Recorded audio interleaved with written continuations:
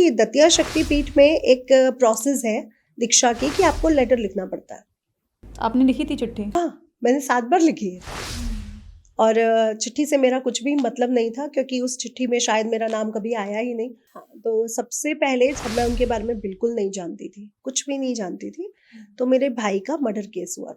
तो वो हवन में वो गुरुजी आए और वो हवन संपन्न हुआ और सब चीज़ें खत्म हो गई और 1 महीने के बाद उस मर्डरर का वो एनकाउंटर पुलिस ने किया। आप दतिया चले जाओ, आप नलखेड़ा चले जाओ, आप हिमाचल प्रदेश चले जाओ, आप तीनों में से कहीं पे भी चले जाओ, आपकी जॉब नहीं है, आपका मैरिड लाइफ अच्छी नहीं है, आपको संतान नहीं हो रही है, आपके ऊपर कर्ज बहुत है, आपके ऊपर दुश्मन बहुत है, कोर्ट केस है, आप किसी भी केस को लेके चले जाओ वो पूरा होगा। तो उसने मंत्र किया और 3 महीने में उसको बहुत अच्छी जॉब मिल गई, जहाँ पे वो शायद कुछ लाख का पैकेज ले रहा था, 14-15 लाख का, और वहां पे उसका पैकेज गया 36 लाख का। नमस्कार, आज हम चर्चा करने वाले हैं 10 महाविद्याओं में मां बगलामुखी को लेकर और मेरे साथ जुड़ गई हैं डॉक्टर नितिशा मल्होत्रा, जिनको दीक्षा मिली है दतिया से। सबसे पहले तो आपका वेलकम है। सभी को राधे राधे और सभी को जय मां पीताम्बरा। अच्छा, आपने दतिया से दीक्षा प्राप्त की है? जी, मैं प्राप्त की नहीं है, मुझे मिली है। हाँ जी। अच्छा, लेकिन मैं आपसे जानना चाह रही हूँ कि मैं मां बगलामुखी को लेकर आपसे सवाल करूं। सबसे पहले तो ये बताइए, जो दीक्षा है वो मिलना आसान है क्या दतिया से? दीक्षा मिलना बहुत कठिन है क्योंकि माँ अपने भक्त को स्वयं चुनती है और कहा जाता है कि गुरु शिष्य को नहीं ढूंढता, ना शिष्य गुरु को ढूंढता है। वो जो विद्या है जिसके लिए शिष्य ढूंढ रहा है गुरु को, या जो गुरु अपने विद्या को शिष्य तक देना चाहता है, वो विद्या अपने आप दोनों को ढूंढ लेती है योग्य समझकर। तो मैं इसका उदाहरण दूंगी कि दतिया शक्तिपीठ में एक प्रोसेस है दीक्षा की कि आपको लेटर लिखना पड़ता है और हर साल लाखों की तादाद में लेटर्स आते हैं और नवरात्रों में वो खोले जाते हैं, जहाँ पे डिसीजन होता है कि किन हजार लोगों को यहाँ पे शिक्षा दी जाएगी। और अगर आप वहाँ जाएंगे तो जो वहाँ का गुरुकुल है जहाँ पे दीक्षा दी जाती है, वहाँ पे कुछ 1000 कमरे हैं, जब अब उन कमरों को बढ़ाया भी जा रहा है क्योंकि लोग बहुत होते जा रहे हैं दीक्षा लेने वाले। तो वहाँ पे चिट्ठियाँ जा रही थी, मेरे पापा की तो बहुत सालों से जा रही थी। मेरे एक अंकल हैं, मम्मी के साथ बैंक में जॉब करते हैं, उनकी भी बहुत सालों से जा रही थी। चिट्ठी से मुझे कुछ नहीं हुआ, मैं वहां पर बैठी थी क्योंकि मंत्र मैं शुरू से कर रही थी, मुझे किसी गुरु ने मंत्र नहीं दिया था।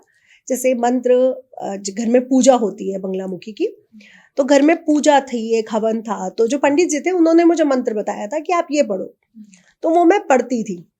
अब आप वहां जब दतिया जाएंगे तो जो गुरु जी की मूर्ति है उसके बाहर एक जगह बनाई गई है दरिया बिछा के कि आप यहाँ पे जाप कर सकते हो। तो वो वहां के जो ब्राह्मण है वो वहीं पर बैठ के जाप करते हैं। तो मैं भी बैठ गई। उस दिन वहां पे कोई ब्राह्मण नहीं था, सिर्फ अकेली मैं थी और मेरे सामने एक पुरुष बैठे थे जो मेरे से 10-20 साल बड़े होंगे। तो उन्होंने मुझसे ऐसे इशारों में पूछा, मैं जाप कर रही हूँ, मेरे हाथ में माला है और मैंने सामने एक छोटा सा लोटा रख के पानी रखा हुआ था क्योंकि पानी छोड़ना जरूरी होता है किसी भी साधना में आप जाते हो तो ये मुझे पंडित जी ने बताया था जो मेरे घर में पूजा करवाने आते थे। अब क्या हुआ कि उन्होंने मुझे इशारों में पूछा, आपको मंत्र चाहिए? तो मुझे भी, मैं मंत्र कर रही हूँ तो मुझे कुछ समझ नहीं है, मैंने कहा हाँ मुझे मंत्र चाहिए। तो उन्होंने कहा गुरुजी आ रहे हैं, आप ले लो। तो मैंने कहा ठीक है, मैंने कोई भाव नहीं था मेरे अंदर क्योंकि कुछ था ही नहीं, ना हाँ ना, क्योंकि वो सोची समझी कुछ भी नहीं थी। तो मैं वो सामने मंदिर की गर्भगृह से निकले, हमारे गुरुजी की थोड़ी सी हाइट कम है, और वो बाहर आए और उन्होंने बोला कि मैं भी दिल्ली से हूँ, ये भी दिल्ली से। तो मैंने उनको देखा कि ये मैं दिल्ली से हूँ, आपको कैसे पता ना? सबसे बड़ा क्वेश्चन आता है कि आपको कैसे पता?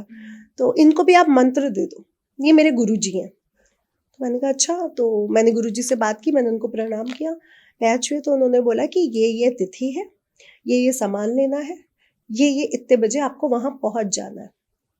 उनके पास छोटा सा फोन था पॉकेट में, उन्होंने वो नंबर दिया अपना और वो अंदर चले गए। मैंने उनसे नाम भी नहीं पूछा, मुझे आज तक नहीं पता वो कौन है। मैंने उनसे पूछा आपको कैसे पता कि मैं दिल्ली से हूँ? तो उन्होंने बोला कि मुझे लगा आपको देख के। मैंने कहा अच्छा ठीक है।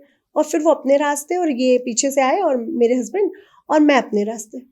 आज तक मैं उनसे नहीं मिली, लेकिन जो तिथि बताई थी गुरुजी ने, वहां पे जाके मुझे पूरी प्रोसेस के साथ जो सामान मुझे मंगवाया गया था वो मंत्र मिल गया। और मंत्र वहां पे ऐसा नहीं होता कि आपको मंत्र दे दिया, वहां पे सबसे पहले बीज मंत्र, फिर 2 अक्षरी मंत्र, फिर चतुर्थाक्षरी मंत्र, उसके बाद वो प्रोसेस चलती है 36 अक्षर मंत्र तक। तो एक मंत्र ऐसा नहीं है कि आपको मिल गया और आपकी प्रोसेस पूरी हो गई। अब आपने वो बीज मंत्र है उसको 1.25 लाख प्रोसेस पूरा करना है, तब आपको अगले मंत्र तक ले जाया जाएगा। उस पे भी चौथे मंत्र पे मैं रुकी। क्या हुआ, चौथे मंत्र 1.25 लाख हो गया, मैं गुरुजी के पास गई, मेरा मंत्र हो गया। गुरुजी बोले नहीं, इसी मंत्र को अभी और रिपीट करो। मतलब अब अगले नवरात्रे तक मेरा वो प्रोसेस रुक गया। मैं अगले नवरात्रे पे उसको करके गई, वो बोले नहीं अभी इसको और करो। तो मेरा चौथे मंत्र पे ही 2 बार वो प्रोसेस रुकी। मतलब मुझे उस 36 अक्षरी मंत्र तक जाने में इतना टाइम लगा। और वहां पे मंत्र ऐसा नहीं है कि सिर्फ आपको मंत्र मिलता है, वहां पे उनके जो गणेश है, हरिद्रा गणेश, उनका मंत्र भी है, उनके जो भैरव है उनका मंत्र भी है, उनके जो गुरु है उनका मंत्र भी है। तो वो मंत्र ऐसा प्रोसेस है कि एक मंत्र है और आपको बोलना है। वो मंत्र की माला है कि ये वाली माला इतनी होगी, क्योंकि हमें हरिद्रा गणेश की 4 लाख माला पूरी करनी है। अगर आपको 1.25 लाख जाना है शुरुआत से, क्योंकि गणेश जी को आप क्या समझते हो, गणेश जी की उत्पत्ति हुई थी पार्वती जी के लिए। उन्होंने उनको अपने उपटन से, हल्दी के उपटन से बनाया था। और जैसे ही वो बने तो उन्होंने बोला मैं स्नान करने जा रही हूँ तो गेट देख। और शिव जी आए और बोले मुझे तो अंदर जाना है, अपनी पत्नी अपने घर के अंदर, अपनी पत्नी के पास। वो बोले मैं तो नहीं जाने दूंगा। तो गणेश जी हैं कौन? गणेश जी हैं जो 10 महाशक्तियों तक, जो पराशक्ति तक आपको मिलने नहीं दे सकते। तो सबसे पहले उनको प्रे करना बहुत जरूरी है, क्योंकि आप मिल ही नहीं पाओगे उनसे। आप 10 महाशक्तियों तक पहुंच ही नहीं सकते हो। या तो हम शिव बन जाएं और उनका वध कर दे, या फिर हम उनको मनाएं एज अ भक्त, एज अ बच्चा कि जो आपकी माता है वो मेरी भी माता है और मेरे प्रभु आप मुझे उनसे मिलने दो। तो हरिद्रा गणेश तंत्र गणेश से आए हैं और बहुत पावरफुल रूप है। इनको हरिद्रा इसलिए कहा गया क्योंकि इनका स्वर्ण जैसा पीला रंग है, लाइक बिल्कुल माँ पीताम्बरा की तरह, जैसे भी आपने धारण भी किया। हाँ। तो माँ ये तंत्र रूप में इतना पावरफुल है क्योंकि इनके संप्रदाय होते हैं, संप्रदाय, उसमें 6 संप्रदाय में सबसे ज्यादा पावरफुल माने गए। इनके 36 रूप है जिसमें 34 सबसे स्पेशल माने गए हैं। गणपति जी जी जी, क्योंकि अगर आप तंत्र विज्ञान में जाते हैं तो इनके बहुत से रूप आपको मिलेंगे। तो उसमें 6 संप्रदाय में सबसे महत्वपूर्ण माने गए। और माँ पार्वती तक या पराशक्ति तक जाना गणेश जी के बिना असंभव है। फिर आते हैं उनके भैरव यानी उनके शिव, क्योंकि ये पता है हमें कि माँ पार्वती की रक्षा ही भैरव कर रहे हैं अष्ट रूप में आके। और आप कितना सुंदर लौकिक रूप देखिए माँ का, कि माँ पराशक्ति है जो शिव की अर्धांगिनी है और उन्हीं की रक्षा शिव का एक रूप भैरव कर रहा है। और उनके साथ चल कौन रहा है? हनुमान जी जो उनके रुद्र अवतार है। माँ बगला जी के साथ सब देवियों के साथ 10 महाशक्ति, वैष्णो देवी, आप जहां जाएंगे वहां भैरव है। अगर आप 51 शक्ति पीठ भी जाते हो वहां पे भी भैरव है, द्वारपाल बन के या कैसे भी वहां पे भैरव है। तो 10 महाशक्तियों के भैरव अलग है। शक्ति पीठ क्योंकि माँ सती के अंश से, टुकड़ों से बना है, उनके भैरव अलग है। और 64 योगिनियों के भैरव अलग है। 64 योगिनी के भैरव बिल्कुल अलग है क्योंकि वो सीधा तंत्र से जोड़ दिया गया, तो उनके भैरव अलग है। तो माँ के भैरव जो है उनको महाकाल मृत्युंजय भी कहा गया है और स्वर्ण आकर्षण भैरव भी कहा गया है, जो माँ बगलामुखी के साथ है। हाँ जी, तो उनका भी मंत्र रहता है। और माँ को अष्टम विद्या कहा गया है। अष्टम भाव अगर कुंडली में देखे तो है मृत्यु, और महामृत्युंजय जो मृत्यु को रोकने वाले महाकाल है। तो कितना अलौकिक रूप आ रहा है वहां पे कि महामृत्युंजय, क्योंकि अष्ट भैरव में से कोई भी भैरव उनके हो सकते थे, लेकिन महामृत्युंजय क्यों? क्योंकि माँ को ब्रह्मास्त्र रूपिणी कहा गया है। माँ को मृत्यु से भी ऊपर बताया गया कि माँ मृत्यु भी रोक सकती है। कहते हैं ना कि युद्ध में भी कहा जाता है कि आखिरी बाण ब्रह्मास्त्र होता है जिसका इस्तेमाल किया जाता है। तो यहाँ ब्रह्मास्त्र का मतलब क्या, मतलब माँ के साथ जो कनेक्ट किया गया है? ब्रह्मास्त्र मतलब सबसे ज्यादा पावरफुल, सुपीरियर, हाँ सुपीरियर से भी सुपीरियर, क्योंकि 10 महाशक्तियां, उसमें 3 ब्रह्मास्त्र रूपिणी कैसे कहा गया?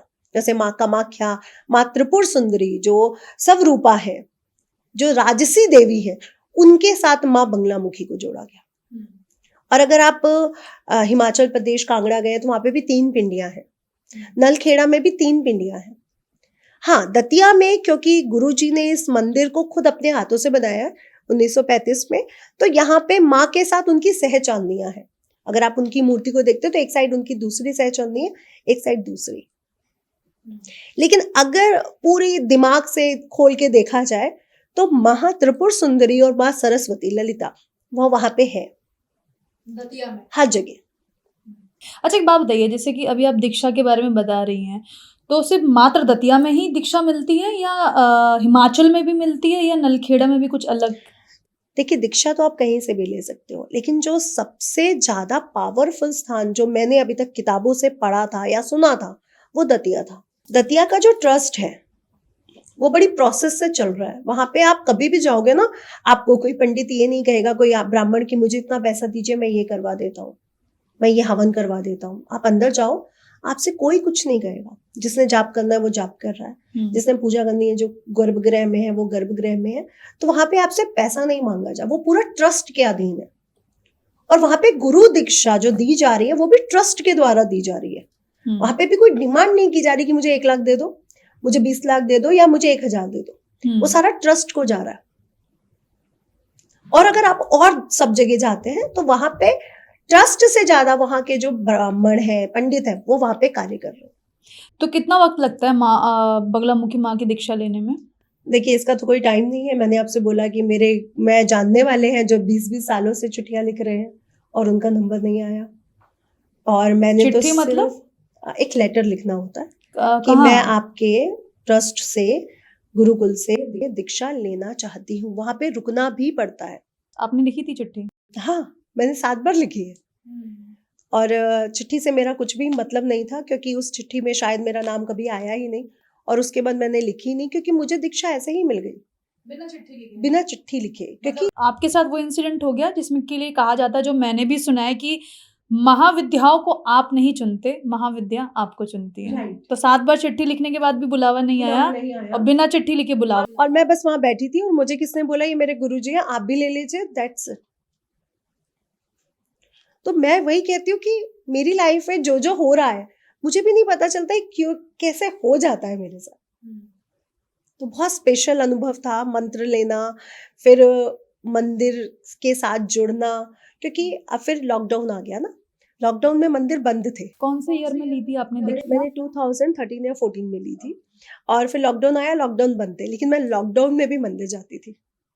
आप बिलीव नहीं करोगे, क्योंकि मैंने पहले हर महीने मंदिर जाने का एक प्रोसेस रखा हुआ था कि अगर मैं जा पाऊंगी तो मैं हर महीने जाऊंगी। आज भी है ये, नहीं जा पाई तो इट्स ओके, अगले महीने चली जाऊंगी। तो मैं लॉकडाउन में भी मंदिर गई हूँ और लॉकडाउन में भी दरवाजे खुलते थे मंदिर में मेरे लिए। क्या बात है। अच्छा, जैसे कि दीक्षा लेने के बाद क्या चेंज आया? दीक्षा लेने के बाद मेरी लाइफ में सब चीज़ों में चेंज आया। सब चीज़ों में। मेरे अंदर, मैं शाय नेचर की थी, बोल नहीं पाती थी। मेरे अंदर जो बातें होती थी मैं आपको कह नहीं सकती थी कि मैं ये सोच रही हूँ। इंट्यूटिव मैं शुरू से थी, क्योंकि ये मैंने अपने बचपन से देखा था कि मैं इंट्यूटिव हूँ। जो भी चीज़ें होने वाली होती थी वो मेरे को लाइफ में पहले कुछ आभास देती थी। एग्जैक्ट नहीं पता चलती थी, लेकिन कुछ अनुभव देती थी। तो ये तो मुझे पता था कि मैं इंट्यूटिव हूँ, लेकिन मैं फिर भी शाय थी। मैं बोल नहीं पाती थी कि आपके साथ ये होने वाला है। अब मैं वो बोल सकती हूँ। मेरे अंदर आत्मविश्वास है। अगर आप कहो ये आपका शत्रु है और आप जाओ उससे बात करो, पहले मैं कहती थी मुझे उसके पास जाना ही नहीं है, मुझे उस तरफ ही नहीं जाना। आज मैं कहती हूँ चलो मैं अभी चलती हूँ। कौन है मेरा शत्रु? मुझे आज किसी से भय नहीं लगता। तो वो भय खत्म हुआ। अगर पैसे की बात करूं तो मैं एक अच्छी फैमिली से बिलोंग हुई। मैं कहती हूँ मैं एक राजा के घर पैदा हुई हूँ और एक महाराजा से मेरी शादी हुई है। तो पैसे से मैं कमजोर नहीं थी, लेकिन आज मैं पैसे से बहुत स्ट्रांग हूँ। कमजोर कभी नहीं थी। ये कब हुआ माँ बगलामुखी की दीक्षा प्राप्त करने के बाद? मैं उनसे मांग नहीं रही हूँ, वो आ रहा है स्वयं से। मैं कहती नहीं हूँ मुझे पैसा चाहिए, मैंने ये गाड़ी लेनी है या मुझे ये सेट लेने का मन कर रहा है या ये लेना है, वो चीजें मेरे पास अपने आप आ जाती। एक लड़की की बड़ी तमन्ना होती है कि वो सॉलिटेयर पहने, राइट? मेरे पास आज 5 सॉलिटेयर हैं। तो मैंने वो इच्छाएं व्यक्त नहीं की, वो मेरे पास चीजें आई हैं। और आप कैसे कह सकते हो कि आपके हस्बैंड को पता है कि आपको सॉलिटेयर ही चाहिए जब तक मैं ना बोलूं? वो चीजें मुझे मिली हैं, बच्चों का प्रेम कहूं या हस्बैंड का प्यार, या फिर एक औरत की एक इच्छा क्या होती है, उसको घर में बहुत सम्मान प्यार मिले, ससुराल हो या मायका हो, है ना, वो मुझे मिल रहा है।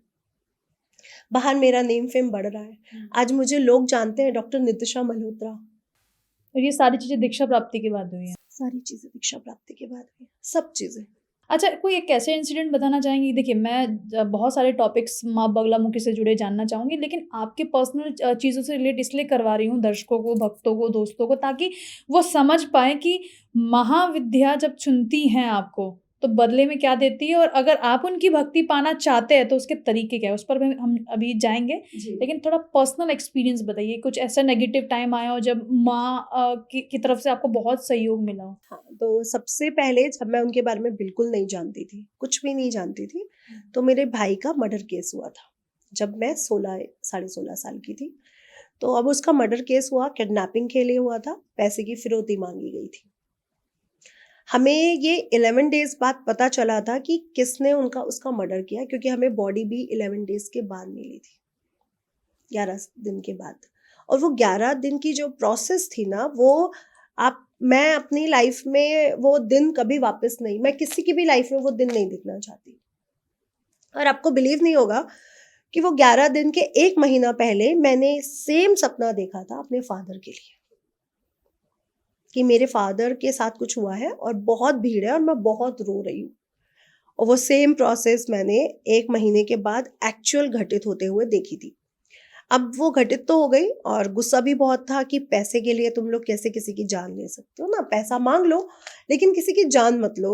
मतलब मैं एज अ सिस्टर चीज़ों को छोड़ दूँ, लेकिन मैं मम्मी को देख के नहीं छोड़ पाती थी, क्योंकि उनमें बहुत प्यार था। मैं एक शैतान बच्चा थी शुरू से, लेकिन मेरा भाई बहुत वैसा बच्चा था कि हाँ, मम्मी ने जो बोल दिया वही होना चाहिए, बहुत समझदार, बहुत अच्छा। और मुझे लगता है कि भगवान ऐसे बच्चों को नहीं उठाता जो बहुत शैतान होते हैं, जो माँ के बहुत प्यारे होते हैं, जो बहुत समझदार होते हैं, भगवान उन्हीं बच्चों को लेता है। शायद उनको भी ज़रूरत होती है उस बच्चे की। खैर, फिर अब वो कोर्ट केस गया, कोर्ट में पूरा केस कोर्ट में गया, क्योंकि वो 11 दिन police, IPS officer, IAS officer हमसे जुड़ चुके थे। तो वो कोर्ट केस चल रहा था। अब हमें लग रहा था कि मेरे पापा के मुंह से ही निकलता था कि हमारे भारत का क्या न्याय है। हमें पता है कि उसने मारा है, वो खुद बोल रहा है हमने मारा है, वो सबूत भी दे रहा है, वो एक एक चीज बता रहा है, फिर भी न्यायपालिका क्या कहती है, कोर्ट केस चलेगा। अरे आपको जब पता है तो आप दंड दो ना, आप किस चीज का इंतजार कर रहे हो? हमारा न्याय क्या कहता है कि हमसे गलती ना हो, इसलिए हम सब पहलू सुनेंगे। लेकिन जब आपको सब चीजें पता चल गई हैं तो आप किसका वेट करते हो? तो ये घर में बहुत माहौल ऐसा था कि बहुत बहुत बहुत बुरा माहौल, बहुत निगेटिव माहौल, जहाँ पे पुलिस आ रही है, कभी वकील आ रहे हैं, कभी पैसे निकाले जा रहे हैं कि इस वकील ने ये मांगा है, इसको ये देना है, हर चीज हो रही है और कुछ समझ नहीं आ रहा, कुछ निकल नहीं रहा। वहाँ पे मुझे पापा को, मेरे मम्मी के एक फ्रेंड थे, उनके साथ जॉब करते थे, उन्होंने बोला कि कानपुर में एक बड़े फेमस पंडित थे, माँ बंगलामुखी के सिद्धि प्राप्त थी, ऐसा उनको कहा जाता था कि इनको सिद्धि प्राप्त है। तो वो कानपुर आए हुए थे, तो उनसे कहा गया कि हवन करा लो, क्योंकि वो 2 दिन ही यही है। उनकी फीस भी बहुत लंबी चौड़ी थी उस समय के हिसाब से। खैर, उनको बुलाया गया और वो हवन मेरे घर में हुआ। हवन से पहले जो 1.25 लाख का जाप था, वो कुछ और ब्राह्मणों ने मेरे घर में 5 दिन किया। फिर वो हवन संपन्न हुआ, क्योंकि भाई के मृत्यु के 6 मंथ के बाद ये प्रोसेस हो रही है, 6 to 7 मंथ के बाद। फिर 6 to 7 मंथ के बाद ये हवन हुआ, और मुझे फर्स्ट टाइम माँ बंगलामुखी को मैंने अपने पिक्चर में देखा, उनके मंत्रों को सुना, उनके बारे में, क्योंकि उनकी धोती मैंने खुद अपने हाथों से रंगी थी, उनके वस्त्र मैंने पीले किए थे अपने घर में बैठ के, क्योंकि वो हल्दी से पीले करने थे। तो पंडित जी ने कहा था कि आप सब कपड़े लोगे, 5 पंडितों के जनेऊ लोगे, आप सबको पीला करके, सुखा के, प्रेस करके रखोगे, आप ये तैयारी करोगे। तो मुझे वो सारी प्रोसेस, क्योंकि मैं देख रही थी आंखों से कि पूजा कैसे स्टार्ट होती है, उन्होंने क्या चीजें पहले करी, क्या मंत्र बोले, तो एक एक चीज हम देख रहे थे। और उस समय जो पंडित, जो ब्राह्मण हमसे जुड़े थे, मैं सच बोलूंगी, वो दिल से जुड़े हुए लोग थे। शायद वो भाई के कारण या जो भी था उनके अंदर, वो सच्चे थे और दिल से जुड़े थे मेरे साथ, क्योंकि वो एक एक चीज हमें एक्सप्लेन करते थे। आज आप किसी ब्राह्मण से पूछो, आप एक्सप्लेन करो, वो नहीं करेगा, टाइम लगता है। और वो उस समय टाइम नहीं देखते थे कि वो कितने बजे मेरे घर आए और कितने बजे जा रहे हैं। वो पूरा दिन मेरे घर में होते थे। कितने दिन का हवन था? 5 दिन का था और रात को भी वो वहीं रुकते थे। कुछ चले भी जाते थे, कुछ रुक भी जाते थे, और पूरा 5 दिन चला और वो 2 दिन फिर हवन चला था। ठीक है। तो वो हवन में वो गुरुजी आए और वो हवन संपन्न हुआ और सब चीज़ें खत्म हो गई। और 1 महीने के बाद उस मर्डरर का वो एनकाउंटर पुलिस ने किया, जो मतलब- पकड़ा नहीं गया था। जो पकड़े गए थे वो तो जेल चले गए थे, जो नहीं पकड़ा गया था अभी तक, जिसे ढूंढ रही थी पुलिस, उसका एनकाउंटर कर दिया 1 मंथ के अंदर। तो सबसे पहला बिलीफ तो ये आया कि जो चीज़ अभी 6 महीने 7 महीने में नहीं हुई थी, जो पुलिस नहीं ढूंढ पा रही थी, वो होगी। अच्छा, हमने सुना है कि माँ बगलामुखी के बारे में कि हिमाचल में उनका एक मंदिर है जहाँ पर अगर कोई व्यक्ति अर्जी लेकर जाए, खासकर कोर्ट केस अगर चल रहे हैं, तो वो खत्म हो जाते हैं। आप दतिया चले जाओ, आप नलखेड़ा चले जाओ, आप हिमाचल प्रदेश चले जाओ, आप तीनों में से कहीं पे भी चले जाओ, आपकी जॉब नहीं है, आपका मैरिड लाइफ अच्छी नहीं है, आपको संतान नहीं हो रही है, आपके ऊपर कर्ज बहुत है, आपके ऊपर दुश्मन बहुत है, कोर्ट केस है, आप किसी भी केस को लेके चले जाओ, वो पूरा होगा। भले ही वो आपकी कुंडली में ना हो, भले ही एक ज्योतिष बोल दे कि ये कुंडली में नहीं है। तो मैं ज्योतिष से ऊपर मानती हूँ माँ पीताम्बरा को, माँ बंगलामुखी को, माँ ब्रह्मा स्वरूपिणी को। हमने सुना है कि ग्रहों की मति और गति कंट्रोल करने की पावर है महाविद्याओं को। तो जैसे कि कई लोग डरते हैं कि हमारा राहु खराब है, हमारा केतु खराब है, हमारा शनि खराब है, लेकिन वो तामसिक तरीके से महाविद्याओं की प्राप्ति नहीं कर सकते, उनकी पूजा अर्चना नहीं कर सकते, तो सात्विक तरीके से कैसे करें? देखिए, पहले तो हम उनकी उत्पत्ति देख लेते हैं, प्राकटीकरण नहीं, उत्पत्ति। तो जब हम उत्पत्ति की बात करते हैं तो माँ सती है, जिनकी शिव जी से शादी हो चुकी है, लेकिन दक्ष और शिव में रिलेशनशिप अच्छे नहीं चल रहे, और दक्ष में बहुत सैडनेस है शिव को लेकर के, क्योंकि वो नहीं चाहते कि उनका दामाद, एक तरफ चंद्र देवता है, एक तरफ बड़े बड़े ऋषि मुनि हैं, और एक तरफ एक अघोरी है, शिव है, जिसे शायद दक्ष प्रजापति समझ नहीं पा रहे। तो उनको वो इनविटेशन नहीं मिलता और सबको वो इनविटेशन मिल जाता है। अब मैं अपने आप को भी देखूं कि मेरे पापा ने मुझे नहीं बुलाया, तो मैं भी जिद करके जाऊंगी कि कैसे आपने नहीं बुलाया मुझे। बेटियां जा सकती हैं। हाँ, तो हम बेटियां जाके लड़ पड़ते हैं ना, आपने मुझे कैसे नहीं बुलाया भाई। ये पॉसिबल नहीं है, क्योंकि एक बेटी ये चीज एक्सेप्ट ही नहीं कर सकती कि उसके पेरेंट्स ने उसे नहीं बुलाया। क्योंकि जो सबसे बड़ी पावर होती है ना एक बेटी की, वो उसके पेरेंट्स होते हैं। तो जहाँ पे उनको शिवजी ने नहीं मना किया कि तुम मत जाओ क्योंकि तुम्हें बुलाया नहीं गया, मुझे बुलाया नहीं गया, तो वहां सती कहती है कि आप ये नहीं जानते हो कि मैं कौन हूँ, हु एम आई, मैं पराशक्ति हूँ। तो मैं अपने डिसीजन ले सकती हूँ, क्योंकि जब विष्णु को, जब शिव को, जब ब्रह्मा जी भी कुछ नहीं कर पाते, तब मैं खड़ी होती हूँ। तो शिव बोले कि ये प्रॉब्लम नहीं है कि मैं तुम्हें नहीं जानता, लेकिन जहां नहीं बुलाया जाता वहां नहीं जाना चाहिए। तब वो शिव जी उठ के जाने लगे। तो मां को लगा कि ये मेरी बात क्यों नहीं सुन रहे, मतलब मेरे से बात, कम्युनिकेशन क्यों नहीं ठीक से हो रहा। तो उन्होंने 10 दिशाओं में अपने 10 रूप खड़े किए।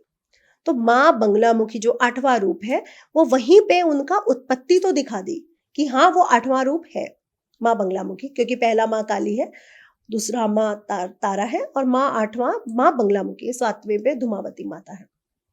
अब इसके बाद ये उत्पत्ति का पूरा वो हो चुका। अब सती का पूरा प्रोसेस हो गया, फिर उन्होंने माँ पार्वती के रूप में जन्म लिया, फिर उनका विवाह हुआ। अब हमारी जो सृष्टि के पालनहार है वो श्री हरि विष्णु है।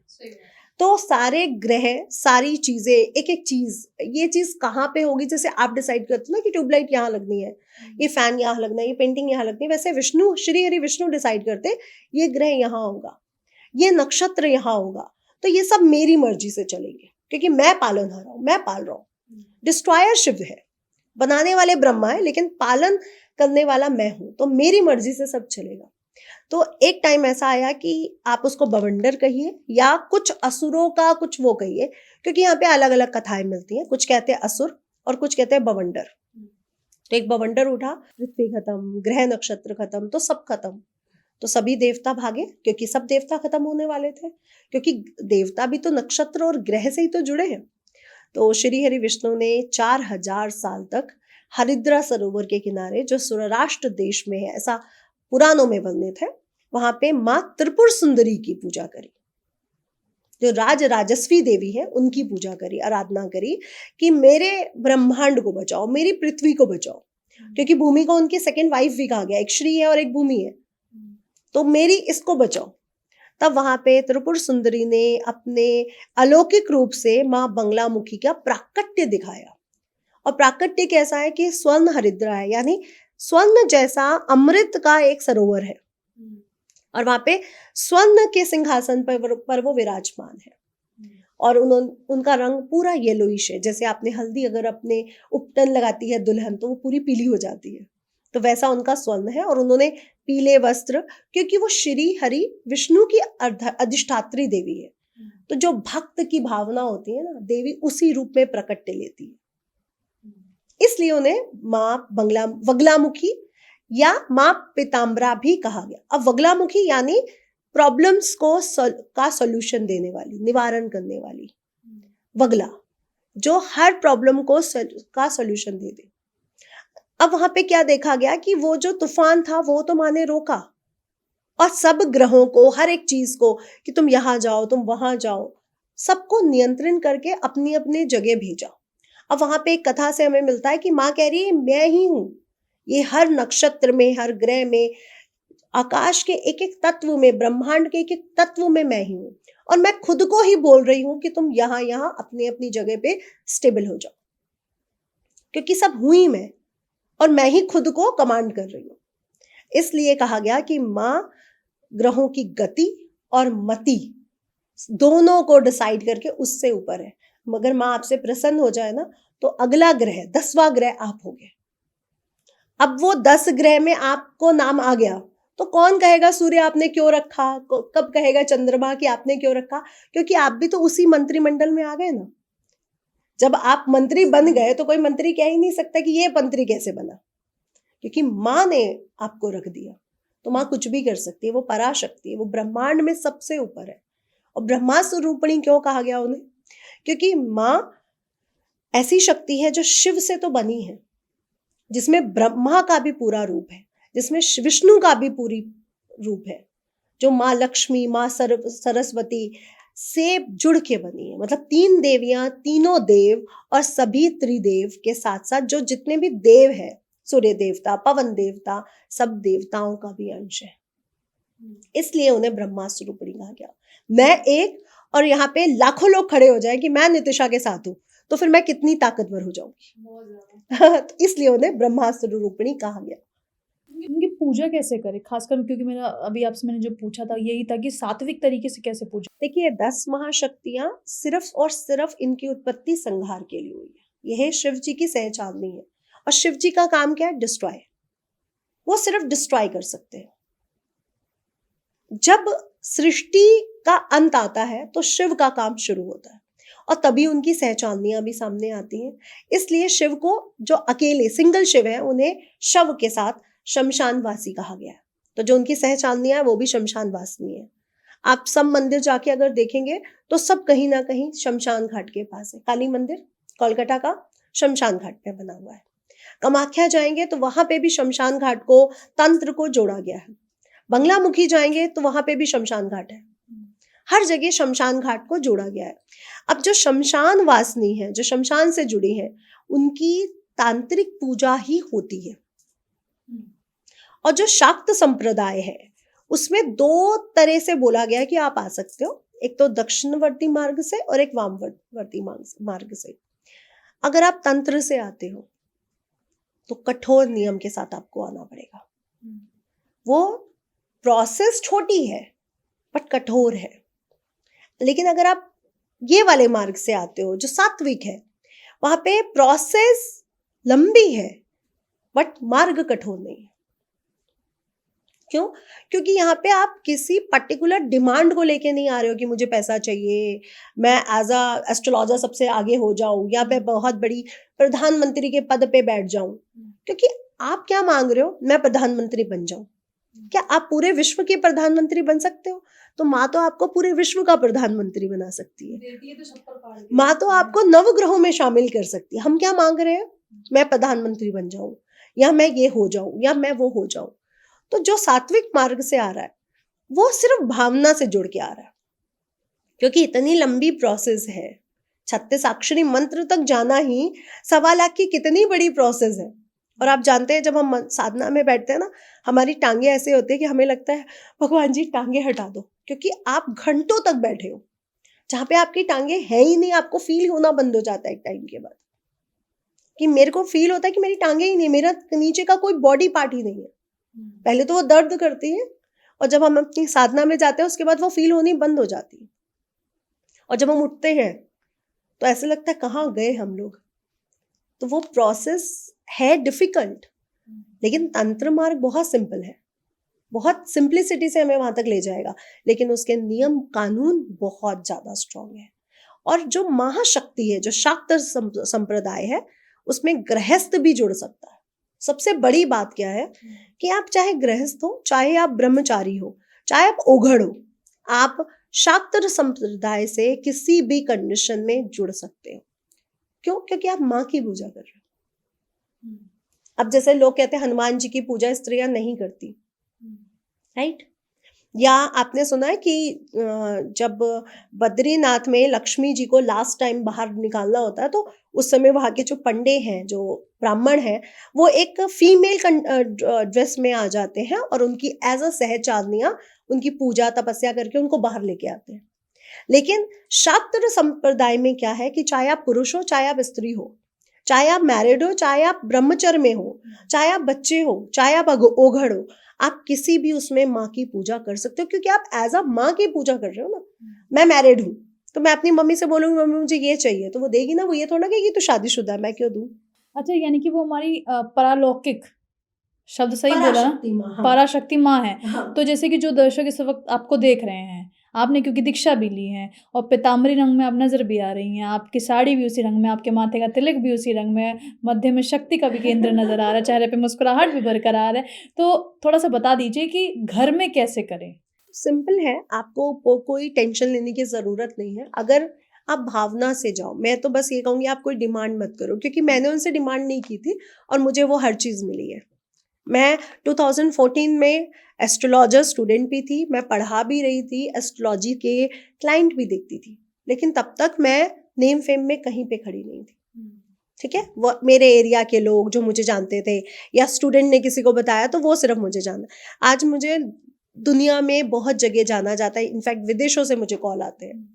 तो ये सिर्फ माँ के कारण है, इसमें मैं किसी और चीज को कोई भी क्रेडिट नहीं देने वाली, ना अपनी मेहनत को भी नहीं, क्योंकि मेहनत कुछ भी नहीं थी। मेहनत तो हर कोई कर रहा है, रिक्शे वाला भी कर रहा है, वो क्यों नहीं पहुंच जाता। तो ये सिर्फ माँ का रूप था। और माँ की सिंपल पूजा है कि आप भावना के साथ जाओ, प्लीज कुछ डिमांड मत करो, क्योंकि अगर आप डिमांड करोगे ना वो इतनी होगी, माँ शायद आपको इतना देना चाहती हो। तो सिर्फ आप भावना से जुड़ो कि मैं सिर्फ और सिर्फ आपसे जुड़ना। कोई जाप करने का कोई तरीका करना क्या है, मतलब लाइक जैसे जैसे नॉर्मल मंदिर में करते हैं? बता दूं, लेकिन मैं एज अ दीक्षित होने के कारण मैं ये कहूंगी कि गुरु के द्वारा जाओ, क्योंकि आप अच्छा, नॉर्मल सात्विक पूजा भी गुरु के द्वारा ही करनी है? सात्विक पूजा भी गुरु के द्वारा, क्योंकि ये 10 महाशक्तियां हैं। मतलब तांत्रिक को जो करता है उसको तो जरूरत है ही गुरु की, हाँ, लेकिन सात्विक के लिए भी गुरु चाहिए। मंत्र चाहिए तो आपको गुरु चाहिए। अच्छा, बिना मंत्र के अगर करनी हो तो सिर्फ आपने क्या करना है, माँ का एक पिक्चर चाहिए आपको। आप कैसा भी पिक्चर, चाहे आप नलखेड़ा माता का ले, चाहे आप हिमाचल कांगड़ा का ले लें, चाहे आप दतिया शक्तिपीठ से ले लें। मेरे पास सबका है, लेकिन जो मेरे से बहुत अटैच है वो दतिया शक्तिपीठ है, क्योंकि पहला मंत्र मुझे वहां से मिला था। और जब आप माँ के रूप को देखते हो ना, तो वो ऐसा लगता है छोटी सी सुंदर सी बच्ची है, कन्या है, जिसके फेस पे हर्ष में स्माइल है, जो इतनी सुंदर है कि आप उनकी ब्यूटी की डेफिनेशन को व्यक्त नहीं कर सकती। मतलब उनका चेहरा भोला भाला है। और आप ना, कई पिक्चर्स हैं मेरे पास, आप देखिए, तीनों में अलग अलग दिख रही हैं, और ऐसा भाव अलग। और अगर आप मंदिर भी जाओगे, सुबह दोपहर शाम अगर आप दर्शन करते हो, तो तीनों में ही आपको चेहरा चेंज मिलेगा। आज भी ये साइंटिफिक, इसका कोई रीजन नहीं है, साइंस भी इसको ढूंढ नहीं पाया, लेकिन आप जाके देखो, आपको ऐसे कभी तो ऐसा लगेगा वो आपको ही देख रही है, कभी ऐसा लगेगा कि उनका आंखें उस साइड है। ऐसा कैसे हो सकता है? क्योंकि मूर्ति तो बन चुकी है, वो इतनी परलौकिक, इतनी सुंदर अद्वितीय मूर्ति है कि आप लोग सोच नहीं सकते। तो माँ का पिक्चर अपने घर में रखिए, और सब कुछ पीला ही होना चाहिए, ये कंडीशन है उनकी। क्योंकि आप जिस गेस्ट के साथ जुड़ रहे हो, तो उसको जो पसंद है हम वही व्यंजन अपने घर में बनाते हैं ना, वही चीजें करते हैं कि हमारे घर में ये आ रहा है तो उसको ये पसंद है, चलो यही बनाते हैं। तो जैसे ही आप उनके साथ जुड़ते हो तो पीतल या तांबे की हर सामान होना चाहिए, या चांदी या स्वर्ण का। स्वर्ण का तो होगा नहीं, लेकिन तांबे का लेना इजी है सबके लिए कि तांबे की ही दीपक हो, तांबे की ही प्लेट हो, तांबे का ही लोटा हो, या आप पीतल ले लो। तो एक आपने जोत लेनी है जो गाय के देसी घी से बनी हो, और बातियों को हल्दी से पीला करना है। लोग खाने वाले पीले रंग से भी करते हैं, लेकिन मैं कहती हूँ हल्दी से करो आप, क्योंकि हल्दी को सबसे ज्यादा शुद्ध माना गया है यहाँ पे। तो आपने हल्दी को भी पीला, वो बाती को भी पीला कर लेना है। गाय का एक देसी घी का दीपक जलाना है। अगर आप शत्रु बाधा के लिए, कोर्ट कचहरी के लिए, या किसी ऐसे कंडीशन के लिए कर रहे हो जहां पे आप कहते हो कि मेरे सिर पे ये चीज आ गई, मेरे को समझ नहीं आ रहा मैं क्या करूं, तब आप लेफ्ट साइड पे एक सरसों के तेल का दीपक जलाओगे और राइट हैंड साइड पे देसी घी का दीपक, 2 दीपक। अदरवाइज आप सिर्फ भक्ति के लिए कर रहे हो, या पैसे के लिए कर रहे हो, या मैरिड लाइफ के लिए कर रहे हो, तो आप देसी घी का एक दीपक भी जला सकते हो, ये आपकी भावना है। अब आपने 2 दीपक जलाए, अब आपको पता है कि उनको पहला जो स्नान रहेगा वो जल से रहेगा, जल से स्नान करवाया। हाँ, ये ब्रह्म मुहूर्त का पूजा है, क्योंकि आप पूरा दिन इनकी पूजा नहीं कर सकते हो। कोई विश मांग के कर सकते हैं, जैसे कि सुबह कोई विश मांगी और आप जितनी मर्जी मांगिए, लेकिन मैं कहती हूँ आप मांग क्यों रहे हो? वो जगत जननी है, माँ को ये नहीं बताना पड़ता कि आज मेरी बेटी का मूड खराब है। वो माँ उसके चेहरे से समझ जाती है कि आज मेरी बेटी को ये चाहिए, शायद चॉकलेट खाने का मन है, या इसका मूड ठीक नहीं है। तो मैं कहती हूँ हम विश क्यों मांगे? क्योंकि जब आप पूजा करते हो ना, आपके मन से आपके आंसू भी निकलेंगे, आपकी बातें भी निकलेंगी, आपका सब निकलेगा। तो आप कुछ भी मत मांगो, सिर्फ भाव से जुड़ो। एक बार ये करके देखो आप। फिर आपने दीपक जलाया, उनको जल से स्नान किया, थोड़ा सा हल्दी, चंदन, चंदन उनको बहुत प्रिय है इसलिए उनको चंदन जरूर लगाए, तिलक, इत्र। माँ हर देवी को जो बड़ी एंटिटीज है, जिनको हम पराशक्ति या बहुत बड़ी डिवाइन एनर्जीज कहते हैं, उनको इत्र बहुत पसंद है। जैसे माँ लक्ष्मी को गुलाब का इत्र बहुत पसंद है, माँ को चंदन का इत्र बहुत पसंद है। बेला भी लगता है, लेकिन चंदन उनको बहुत फेवरेट है। तो आपने इत्र लगाया। अब उनको जितनी भी पीला श्रृंगार आप उनका कर सकते हो, वस्त्र है, जो भी चीज आप चढ़ा सकते हो, हल्दी की माला है, या स्वर्ण है, या कुछ भी है, जो भी आप अपने घर में उनको देखते हो। क्योंकि जब हम ठाकुर जी को सजाते हैं तो हमारे मन में बड़े आते हैं कि बाल भी ऐसे हो, आज उनके जुड़ा ऐसा कर दो। वैसे माँ को भी हम वैसे ही सजाते हैं कि आज कुछ ऐसा करते हैं, आज ऐसी बिंदी लगाते हैं, आज ये करते हैं। तो बिल्कुल माँ को सजाया। उसके बाद पीले फूल उनको बहुत पसंद है, स्पेशली उनको कनेर का फूल बहुत पसंद है, लेकिन अगर आपको पीला गुड़हल मिल जाता है वो भी उनको बहुत पसंद है। फिर पीला गेंदा, पीला फूल कोई भी चल सकता है। श्री हरि विष्णु को अगर आपने प्रसन्न करना है तो उनको कमल का फूल चढ़ाओ आप, सफेद। तो माँ पीताम्बरा, क्योंकि उनकी अधिष्ठात्री देवी है, इनको सफेद कमल भी चढ़ाया जा सकता है। तो फूल चढ़ गया, श्रृंगार हो गया। सबसे पहले आप जब पूजा करते हो, माँ की शुरुआत करते हो, तो माँ बंगलामुखी चालीसा या माँ पीताम्बरा चालीसा, लेकिन इससे भी ज्यादा पावरफुल है, जो हर एक राजनेता को पढ़ना चाहिए, हर एक गृहस्थी को पढ़ना चाहिए। चाहे आपके जॉब में प्रॉब्लम आ रही है, चाहे आपके धन में प्रॉब्लम आ रही है, आपकी किसी भी चीज में प्रॉब्लम आ रही है, आप इसे पढ़ सकते हो। बंगला अष्टोत्तर शत नाम स्तोत्र, जो इस प्रकार है: ओम ब्रह्मास्त्र रूपिणी देवी माता श्री बंगलामुखी चिचिर शक्ति ज्ञान रूपाचा ब्रह्मानंद प्रदायिनी। तो आप जब इसको पढ़ते हो ना, तो बीच में एक लाइन आती है: धना अध्यक्षा धनेशी चा धनदा धनना धना।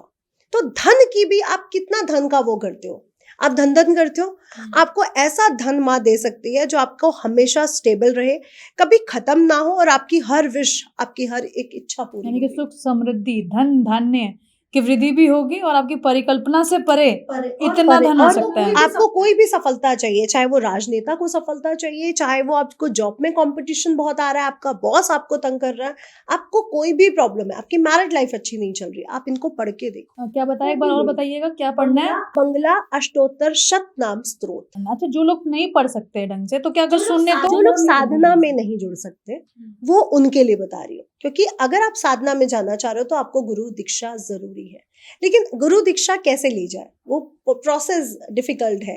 उससे पहले आप सिर्फ इतना ही कर लेते हो तो माँ बंगलामुखी की असीम कृपा आपको मिलेगी। लेकिन जो लोग नहीं पढ़ सकते हैं, लेकिन अगर वो सुनते हैं रोजाना, अगर आप रोज सुनते हो तो कुछ टाइम के बाद आपको याद हो जाएगा, तो फिर आप पढ़ना शुरू कर दो। मतलब इसका बोलने का जो एनर्जी है, एक्चुअली जब आप मंत्र बोलते हो ना, देखिए मंत्र बोलने के 3 तरीके हैं। एक तो है मैं मुंह से बोल रही हूँ, ठीक है, एक है कि मैं मन में बोल रही हूँ, एक होता है जो हम नाभि से बोलते हैं। तो मुंह से बोलना 25% आपको रिजल्ट देता है, ऊर्जा, उसकी वाइब्रेशंस। जो आप मन में बोलते हो वो 50%, और जो नाभि से बोलते हो वो 90% काम। कुंडली जागृत हो जाती है। कुंडलिनी जागृत वहीं से होती है। आप कितना भी मंत्र बोलते रहो, कुंडलिनी जागृत नहीं होगी। कुंडलिनी जागृत तभी होगी जब आप नाभि से मंत्र को। तो देखिए, हमारे पास जो भी आते हैं गेस्ट, वो कुछ ना कुछ एग्जाम्पल जरूर देते हैं। आप आई हैं और माँ की भक्त भी हैं, उनको और जो है एकदम दिल से प्रेम भी कर दिया। थोड़ा सा नाभि से कैसे बोलते हैं ना, एक एग्जाम्पल करके दिखाइए थोड़ा सा। एग्जाम्पल भी दूंगी, और मैं दूसरा बोलना चाहूंगी, जो हमारा मूलाधार चक्र है वहीं पे माँ पीताम्बरा वहीं से जागृत होती है। यानी कि हमारी नाभि, नाभि के नीचे मूलाधार नीचे आ जाएगा, और पार्वती वहां है, शिव यहाँ है, और गणेश खड़े हैं। ये शिव है और ये पार्वती है, माँ बंगला है मूलाधार चक्र में, इनको मिलना है। अब यहाँ से प्रोसेस क्या चल रही है कि शिव तो अघोरी है, शव के समान है, वो सती को प्राप्त कर चुके हैं, वो हजारों जन्म में माँ पार्वती को प्राप्त कर चुके हैं, लेकिन पार्वती उनको नहीं मिल पा रही है। तो ये प्रोसेस पार्वती की है कि अब उनको तपस्या करनी है उस शव को शिव बनाने के लिए, यानी चंद्रशेखर शिव जो जिनसे उनका विवाह हुआ था। तो कुंडलिनी जागृत होती है नीचे से ऊपर और शिव को जाके मिलती है। और गणेश जी का काम है उस दरवाजे के बाहर खड़े हो जाना जहां पे शिव और पार्वती ना मिल पाए। लेकिन जब गणेश जी को समझ आता है कि शिव और पार्वती है ही एक, तो वो उनको मिलने भी देते हैं। तो पहले तो हमें गणेश जी को मनाना बहुत जरूरी है। तो आप कभी भी पूजा करें माँ बंगलामुखी की या 10 महाशक्तियों की, चाहे आप अष्टोत्तर शत नाम पढ़ रहे हैं, आपको उनके गणेश जी को नमस्कार करना बहुत जरूरी है। तो ओम गणगणपते नमः, ओम गणगणपते नमः, ये उनका महामंत्र है। अब आप बोलते हो ओम गणगणपते नमः, ठीक है। अब आप एक मंत्र मन में बोल रहे हो जिसमें आपके लिप्स नहीं हिल रहे हैं, लेकिन आपकी आत्मा गणेश जी को सामने फील कर रही है और मंत्र को बोल रही है। एक होता है कि अगर आप गणेश जी को अंदर बसा लो कि गणेश मेरे अंदर है, अब आपको नाभि से स्वर को प्रकट करना है, तो आप कहां से शुरू करोगे? तो गण कहां से आएगा? नाभि से। इसको समझा पाना बहुत मुश्किल है, जब आप इसकी प्रैक्टिस करोगे तो वो आएगा। आप जानते हो कि रावण ने 10 मुंह थे, और अगर एक मुंह ने शिव जी की 10,000 साल पूजा करी, जाप किया, तो 10 मुंह यानी 1 लाख से भी ऊपर साल उन्होंने शिव जी का जाप किया। इट मीन्स वो तो जन्मे थे ना, श्री हरि विष्णु तो जन्मे नहीं है, रावण तो जन्मा था, उसकी मृत्यु तो तय थी। तो 1 लाख वर्ष उसकी एज कैसे हो सकती है? नहीं हो सकती ना। तो ब्रह्मांड आपको उम्र नहीं देता। ब्रह्मांड ये नहीं कहता कि आप 60 की होंगी या 70 की होंगी या आप 20 की होंगी। ब्रह्मांड कहता है ये इतने श्वास है तुम्हारे पास, ये तुम ले जाओ। किसी को पास इतने हैं, किसी के पास इतने हैं। अब उन श्वासों की गति को संभालना आपके हाथ में है। तो वो जो मंत्र है वो हम श्वासों की गति को संभाल रहे हैं। आप श्वास लेना ही बंद कर दो एक मंत्र में, लेकिन ऐसा होगा नहीं, क्योंकि जो मंत्र है उसमें आप श्वास लोगे भी और छोड़ोगे भी। ओम आप बोलो ओम, तो आपको वाइब्रेशन नाभि से फील होनी चाहिए, आपको तितलियां वहां से उड़ती हुई फील होनी चाहिए, तब आपको पहला जो ओम निकलेगा, क्योंकि जो पंचाक्षरी मंत्र है वो यहीं से निकलेगा।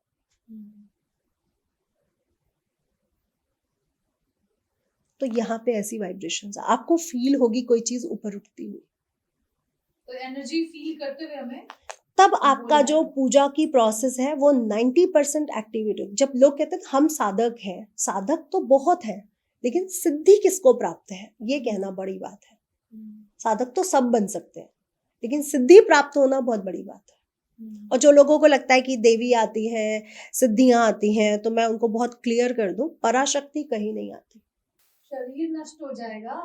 पराशक्ति जो जिसके पीछे देवता पागल है, जिसके पीछे यक्ष पागल है, जिसके पीछे सारी एंटिटीज पागल है कि एक बार मुझे अपनी झाड़ू ही लगाने दो, अपने महल का दरवाजा ही साफ करने दो, आप बोलो तो करना क्या है, वो पराशक्ति आप तक आ जाए, ये पॉसिबल नहीं है। हाँ, ये उनके लिए पॉसिबल है जब हम राम श्री कृष्ण परमहंस की बात करते हैं, जहाँ पे काली जी खुद उनके साथ आती थी। तो ये ऐसे युग पुरुष पैदा होना बहुत बड़ी बात है। तो जिनके साथ माँ स्वयं बैठी है, हाँ। भोजन भी ग्रहण किया है। तो हमारे पास वो इतिहास है, हमारे पास वो एग्जाम्पल सेट है, इसका मतलब वो आ तो सकती हैं, लेकिन हमें उस भाव तक जाना। ये जो रील्स वायरल हो रही है, कभी कहते हैं माँ काली आ रही है, ठीक है, देवता आ रहे हैं, तो ये मतलब आप क्या बोलना चाह रही हैं? आप जिसको माँ काली या माँ बगलामुखी या पराशक्ति का वो हो जाएगा, उसके अंदर कुछ रहेगा ही नहीं, ना कोई मोह ना कोई ममता। वो फिर आपसे कुछ मांगेगा नहीं, वो कुछ बेचेगा नहीं, वो कुछ नहीं करेगा। तो ये होता क्या अचानक से लोगों को होता नहीं, क्या है? Energy उनकी इतनी जो active कैसे हो जाती है? उनकी जो सहचालनियां हैं, उनकी जो योगनियां हैं, क्योंकि आपको क्या लगता है जो यक्ष पूजा आजकल बड़ा ट्रेंड है, कर्ण पिशाचनी वो कर ली, हाँ। यक्षनी वो कर ली, तो आपको क्या लगता है जो यक्षनी वो कैसी एंटिटीज है, कर्ण पिशाचनी, डाकनी, शाकनी कैसी एंटिटीज है? ये लोएस्ट एंटिटीज है जो माँ से कनेक्ट है। जो माँ के सर्वेंट है। अब आपके घर में वो स्वीपर भी तो आता है ना, जो पॉट साफ करके जाता है, वो भी तो आता है, लेकिन क्या आप उनको अपने घर में बिठा के खाना खिलाते हो या अपने डाइनिंग टेबल पे बिठाते हो? नहीं। अब योगनिया क्या है? जो जो अच्छी प्रोसेस से, जो यौगिक क्रियाओं से बनी है, वो सहचालनियां है उनकी, जिसे 64 योगिनी मंदिर कहा गया, जो उनकी सहचालनियां है। इट मीन्स सर्वेंट्स जो उनके आसपास काम करते हैं, उनको ड्रेस दे रहे हैं, उनकी ज्वेलरी पहना रहे हैं। आपने महारानियों को देखा ना, उनका हेयर डू हो रहा है, उनका मेकअप हो रहा है, उनका श्रृंगार किया जा रहा है, उनको ड्रेस दी जा रही है, उनको अच्छे से उपटन किया जा रहा है, उनकी मालिश हो रही है, उनके पे धुनी दी जा रही है। तो बिल्कुल वैसे ही जो 64 सहचालनियां हैं, वो उनकी आप ऐसे समझो जैसे अष्ट सखियां माँ राधा की, जो उनको सजा रही है, जो उनके सारे काम कर रही है, वैसे ही 64 जो योगनियां हैं वो उनकी सहचालनियां, वो आ सकती है। मैं मानती हूँ कि जब हमें देवी मिलती है तो योगनियां आ सकती हैं, पर देवी नहीं आती। देवी कैसे आएगी? मैं किसी को भेजूंगी ना, जाओ देख लो, वो आए हैं तो उनको ले आओ अंदर, है ना, आप देख लो वो आए हैं। आप क्या किसी के लिए उठ के जाते हो? अच्छा एक बात बताइए ना कि अभी यहाँ मोदी जी आ जाए तो आप उठ के जाओगे, हाँ, नीचे तो तक बड़े जाओगे, हैं। है ना, लेकिन और कोई आएगा तो आप उठ के जाओगे, आप किसी को भी भेज दोगे, जाओ देख लो, छोटा होगा तो बुला लेंगे कि भैया ऊपर बुला ऊपर आ जाओ, है ना। तो बस वैसे ही होता है। क्या हम पराशक्ति से ऊपर है जो वो मेरे लिए उठ के आएंगी? बिल्कुल नहीं। या तो मैं उनको भक्ति में इतना पागल कर दूं कि वो माँ बन के आ जाए, वो एक अलग बात है, वो बनना बहुत बड़ी बात है, भाव से होगा। वो तो भाव से। अच्छा, लेकिन जो अभी आप पूजा बता रही हैं, तो सुबह की पूजा हो गई कि दीप जलाना है, और दीप को भी आप बता रही है ना कि बाती को भी पीला करना है हल्दी से, पूरा श्रृंगार पीला रहेगा। आपका भोजन भी खीर बनाए या हलवा बनाए या बेसन के लड्डू रखे, वो पीले ही रहेंगे। अब जैसे नवरात्र आते हैं, गुप्त नवरात्रे या नवरात्रे, तो मैं बेसन के लड्डू तो नहीं खाऊंगी, तो मैं जो भी सिंघाड़े का आटा है या कुट्टू का आटा है उसको फिर पीला रंग देती हूँ। कई लोग हल्दी नहीं खाते, लेकिन मैं पूरे नवरात्रे हल्दी खाती हूँ, क्योंकि मैं ये मानती हूँ कि मैं जिसकी भक्त हूँ, मैं वो कैसे छोड़ सकती हूँ। तो कई लोग मुझे कहते हैं कि नवरात्रों में हल्दी नहीं खानी चाहिए, लेकिन मैं आपको बोलूं, साइंटिफिकली किसी भी पुराण में, किसी भी ग्रंथ में हल्दी को मना नहीं किया गया। आप देवी पुराण पढ़ लो, आप किसी भी व्रत या आयुर्वेद पुराण पढ़ लो, हल्दी को कहीं मना नहीं किया। लाल मिर्च को कहीं कहीं मना किया गया। अभी नेता और राजनेता क्यों करते हैं माँ बगलामुखी की इतनी ज्यादा पूजा? देखिए, ये बात क्लियर है कि आपको कुछ भी चाहिए, आपको कोई भी आपका प्रतिद्वंदी है, चाहे वो चुनाव में है, चाहे वो आपके जो ब्यूटी के, जो फैशन के, जो एक्टिंग के क्षेत्र में है, और चाहे आपके घर पे है, चाहे आपके ऑफिस में है, आप किसी भी प्रतिद्वंदी को खत्म करना चाहते हो तो आप माँ बंगलामुखी के पास जाओ। तो ये तो गलत हुआ ना, किसी को नुकसान पहुंचाना है। नहीं, ये तो कोई क्वेश्चन नहीं है कि गलत हुआ, मैं उसका गलत नहीं कर रही हूँ, मैं चाहती हूँ मैं आगे रहूं। एस्ट्रोलॉजर्स की टीम बुलाई गई, लोग इसका गलत इस्तेमाल करते हैं। मैं आपको बताती हूँ, मोदी प्रधानमंत्री एक बनेगा, रक्षा मंत्री एक बनेगा, लेकिन उस भीड़ में तो कई होंगे, वहां पे किसी के साथ गलत कैसे हुआ? जो माँ की इच्छा से आया है, जिसको माँ ने खुद चुना है, वो गलत कैसे हो सकता है? नहीं, जैसे कई बार क्या होता है कि इसका इस्तेमाल भी गलत करने के लिए किया जाता है, तो क्या ऐसे में माँ इस सिचुएशन को कैसे मतलब हैंडल कर? मैं आपको दो चीज, आप भी माँ बंगलामुखी की भक्त हो, मैं भी हूँ, हाँ। हमारे में लड़ाई हो गई और मैं आपका बुरा करना चाहती हूँ, तो क्या माँ आपका बुरा होने देगी? हाँ, यही मेरा सवाल। हाँ, नहीं होने देगी। माँ कहती है मेरे सब बच्चे हैं, छोटा बेटा भी मेरा है, बड़ा बेटा भी मेरा है, दोनों में लड़ाई हुई तो मैं क्या करूंगी, ये तेरी गलती है, तू देख, और दूसरे को मैं कुछ भी नहीं कहूंगी। तो जिसकी गलती होगी उसको माँ डांटेगी। तो जहां पर दोनों ही माँ के भक्त हैं वहां पे या तो वो उनको न्यूट्रल कर देती है या तो प्रेम बढ़ा देती है। ये कोई तंत्र विद्या भी इसमें होती है ना माँ बगला बिल्कुल मुखी में? क्योंकि मुझे षोडशाचार्य पूजा है जिसमें 6 तरह के वो होते हैं, मारन, उच्चाटन, वशीकरण, मोहन, ये सारी क्रियाएं की बगलामुखी की अगर उपासना देखें तो उससे लोग किस किस तरीके की चीजें करते हैं, थोड़ा सा जानकारी दे हट दीजिए। करेंगी। और आपको क्या वशीकरण करवाना है, आपको क्या किसी का मारन करना है, आपको क्या किसी का उच्चाटन करना है, उच्चाटन मीन्स खत्म कर देना। ओ माय गॉड, ऐसा भी होता है? बिल्कुल होता है। और लेकिन वहां पे भी मैं कह रही हूँ माँ के रूप है। एक माँ जिससे आप सदाचार से, ब्रह्मचर्य से आगे बढ़ रहे हो, आस्तिक सात्विक पूजा से। एक है तामसिक पूजा से। आप तामसिक पूजा से जाओ, आप वहां पे उच्चाटन भी होगा, मारन भी होगा, सब होगा। क्या लेकिन होता है थोड़ा सा जो बताइए ना। सात्विक से जाओगे, हाँ। देखिए क्या क्या होता है वशीकरण, जो बहुत नॉर्मल है आजकल। लोग आपके पास अभी लोग आते हैं ऐसे? अभी लोगों के फोन आने शुरू हो जाएंगे, पॉडकास्ट रिलीज होते हैं कि क्या आप वशीकरण करते हो, तो मैं नहीं करती हूँ। आते हैं वैसे, कॉल आते हैं बहुत आपको? आते हैं। कितने मेरी percent? गर्लफ्रेंड को कर दो, बहुत। आप कभी मेरे पीए का फोन देखो, उसमें रोज 3-4 मैसेज पड़े होंगे। क्या आता है मेरी मैसेज पत्नी में? को कर दो, मेरे पति को कर दो, मेरी गर्लफ्रेंड को कर दो, मेरे बॉयफ्रेंड को कर दो, मेरी सास को कर दो। और सबसे ज्यादा केसेस किसके आते हैं? गर्लफ्रेंड सासू माँ बॉयफ्रेंड के नहीं, गर्लफ्रेंड बॉयफ्रेंड के सबसे ज्यादा केसेस उसके आते हैं। अच्छा। हाँ, गर्लफ्रेंड बॉयफ्रेंड के। तो मैं कहूंगी मैं वशीकरण नहीं करती हूँ, मैं कर भी नहीं पाऊंगी, ना मैं कर सकती हूँ, बात ही खत्म। अच्छा, 80% कॉल मतलब यही रहते होंगे कि गर्लफ्रेंड को मनाना है तो वशीकरण कर दी। हाँ, नहीं मिल रही तो वशीकरण कर दो। मैं कह रही हूँ जो चीज आपकी किस्मत में नहीं है वो वशीकरण करके भी आपको कैसे मिल सकती है। क्योंकि वशीकरण करना मीन्स क्या है, रोबोट खड़ा कर देना, जिसकी मति मारी जाए, जिसके पास मत ना हो, वो है वशीकरण। अच्छा, महाविद्याओं का दुरुपयोग, अगर मैं कहूँ ये शब्द सही रहेगा करना, हाँ, कि जब लोग करते हैं तो वो वशीकरण के लिए भी करते हैं, आप बता रही हैं मारन के लिए कि भी करते मारन हैं, के लिए भी करते उच्चेटन हैं। के लिए भी करते हैं, और सारे काम होते हैं वहां पर। ऐसा कोई काम नहीं है। अच्छा, लेकिन एक बात तो बता दीजिए, आपने तो दीक्षा ली है, होता है इस तरीके की चीजों का असर तामसिक तरीके से यदि कोई करे तो? बिल्कुल तो होता इसका है। पाठ किया है? इसका सबसे बड़ा प्रमाण मैं हूँ, क्योंकि मेरे ऊपर भी हुआ है और मैं हॉस्पिटलाइज तक रही हूँ। ये कौन से सन की बात बता रही हैं? ये 2023 की बात बता रही हूँ। आपके ऊपर क्या हुआ था?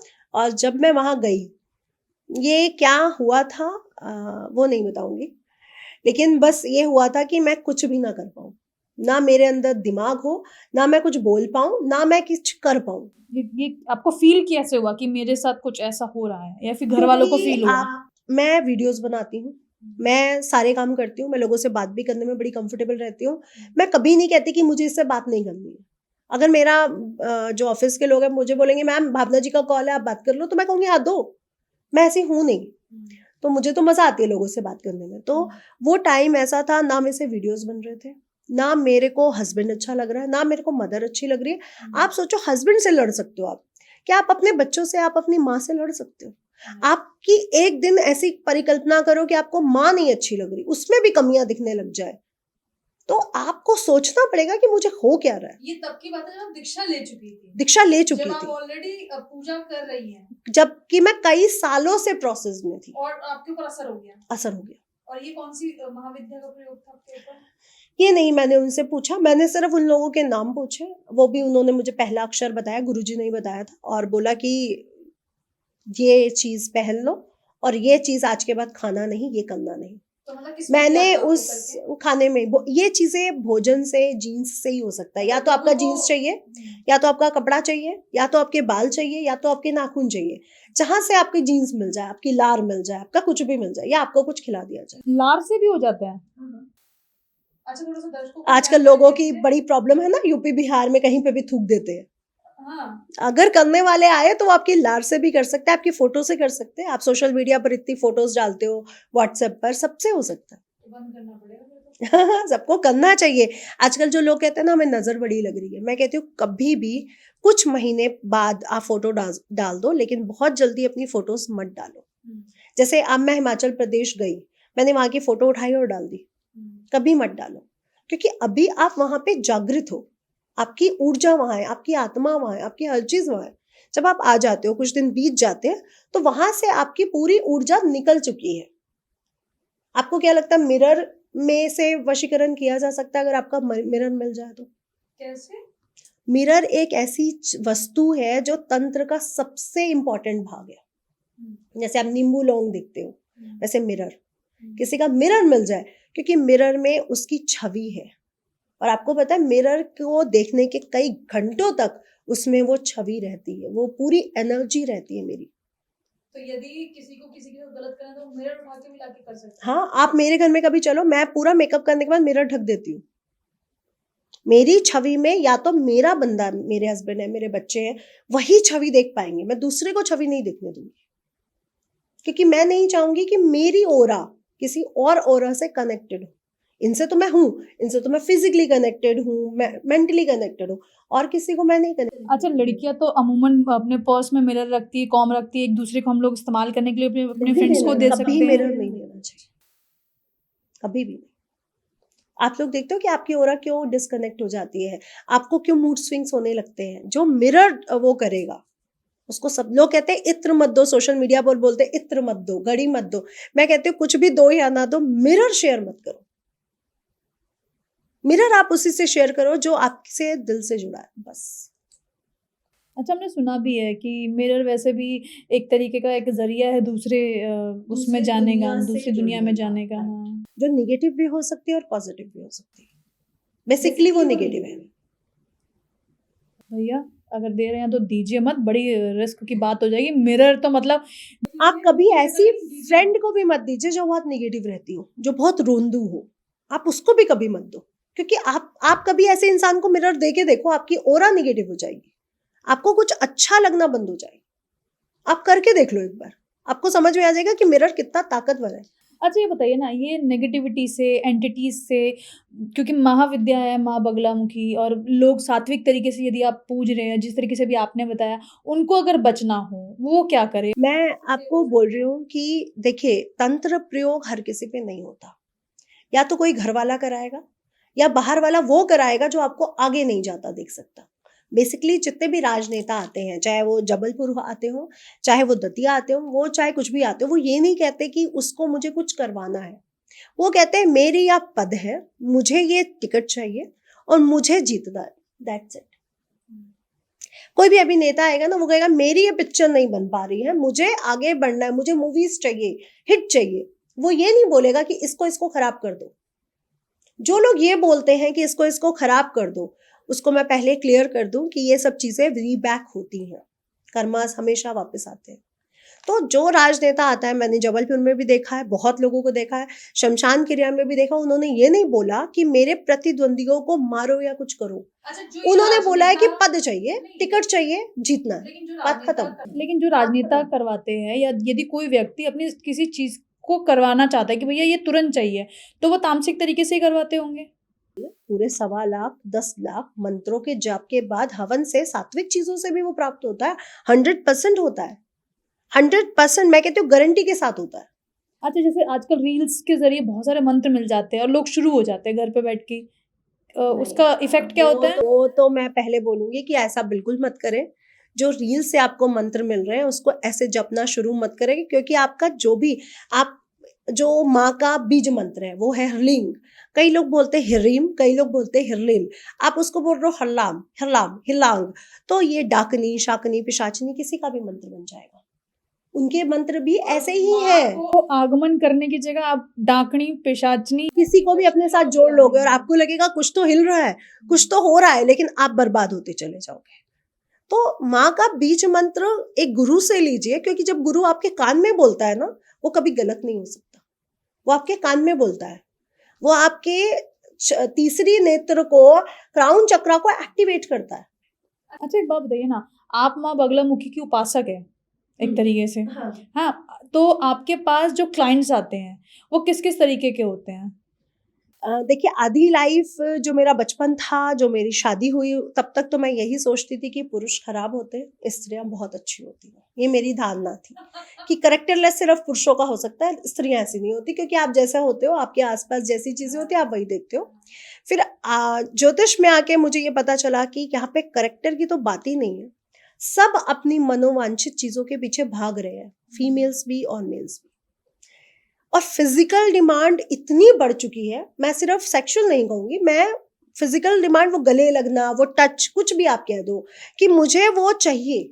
अगर आपको हस्बैंड नहीं दे रहा तो उनको किसी भी का भी चाहिए, पुरुष का साथ चाहिए। वो इतना बढ़ चुका है कि जो चरित्र हनन है, वो कलयुग की जो बात लिखी गई है ना, वो सच में है। आपको मतलब ऐसे क्लाइंट्स भी आते हैं जिसमें पुरुष आपको कॉल करके बताते हैं कि हमारी वाइफ ऐसा कर रही है? नहीं नहीं, पुरुष नहीं, इसलिए आप खुद बताती। अच्छा, कोई एक इंसिडेंट बिना नाम लिए थोड़ा सा घटना बताइए। मैं आपको 10 बता सकती हूँ, जहाँ पे 55 की एज में भी एक लेडी ने बोला कि मेरे हस्बैंड बहुत अच्छी जॉब में है, बहुत नेम फेम है, लेकिन मुझे उनका साथ चाहिए था जो नहीं मिला। तो मेरा एक कॉलेज का फ्रेंड था, वो अब मेरे साथ है।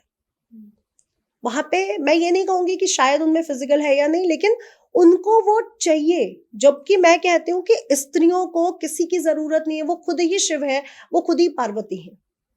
वो अगर अपने शिव को ठीक करना चाहे, जेंट्स भी डिमांडेड है, दोनों। मैं यही तो कह रही हूँ। समस्या क्या आती है हम लोग? समस्या देखिए, मैं ये कहती हूँ कि आप हमारे हिंदू धर्म में, सनातन धर्म में जलाने की प्रोसेस है, क्यों है?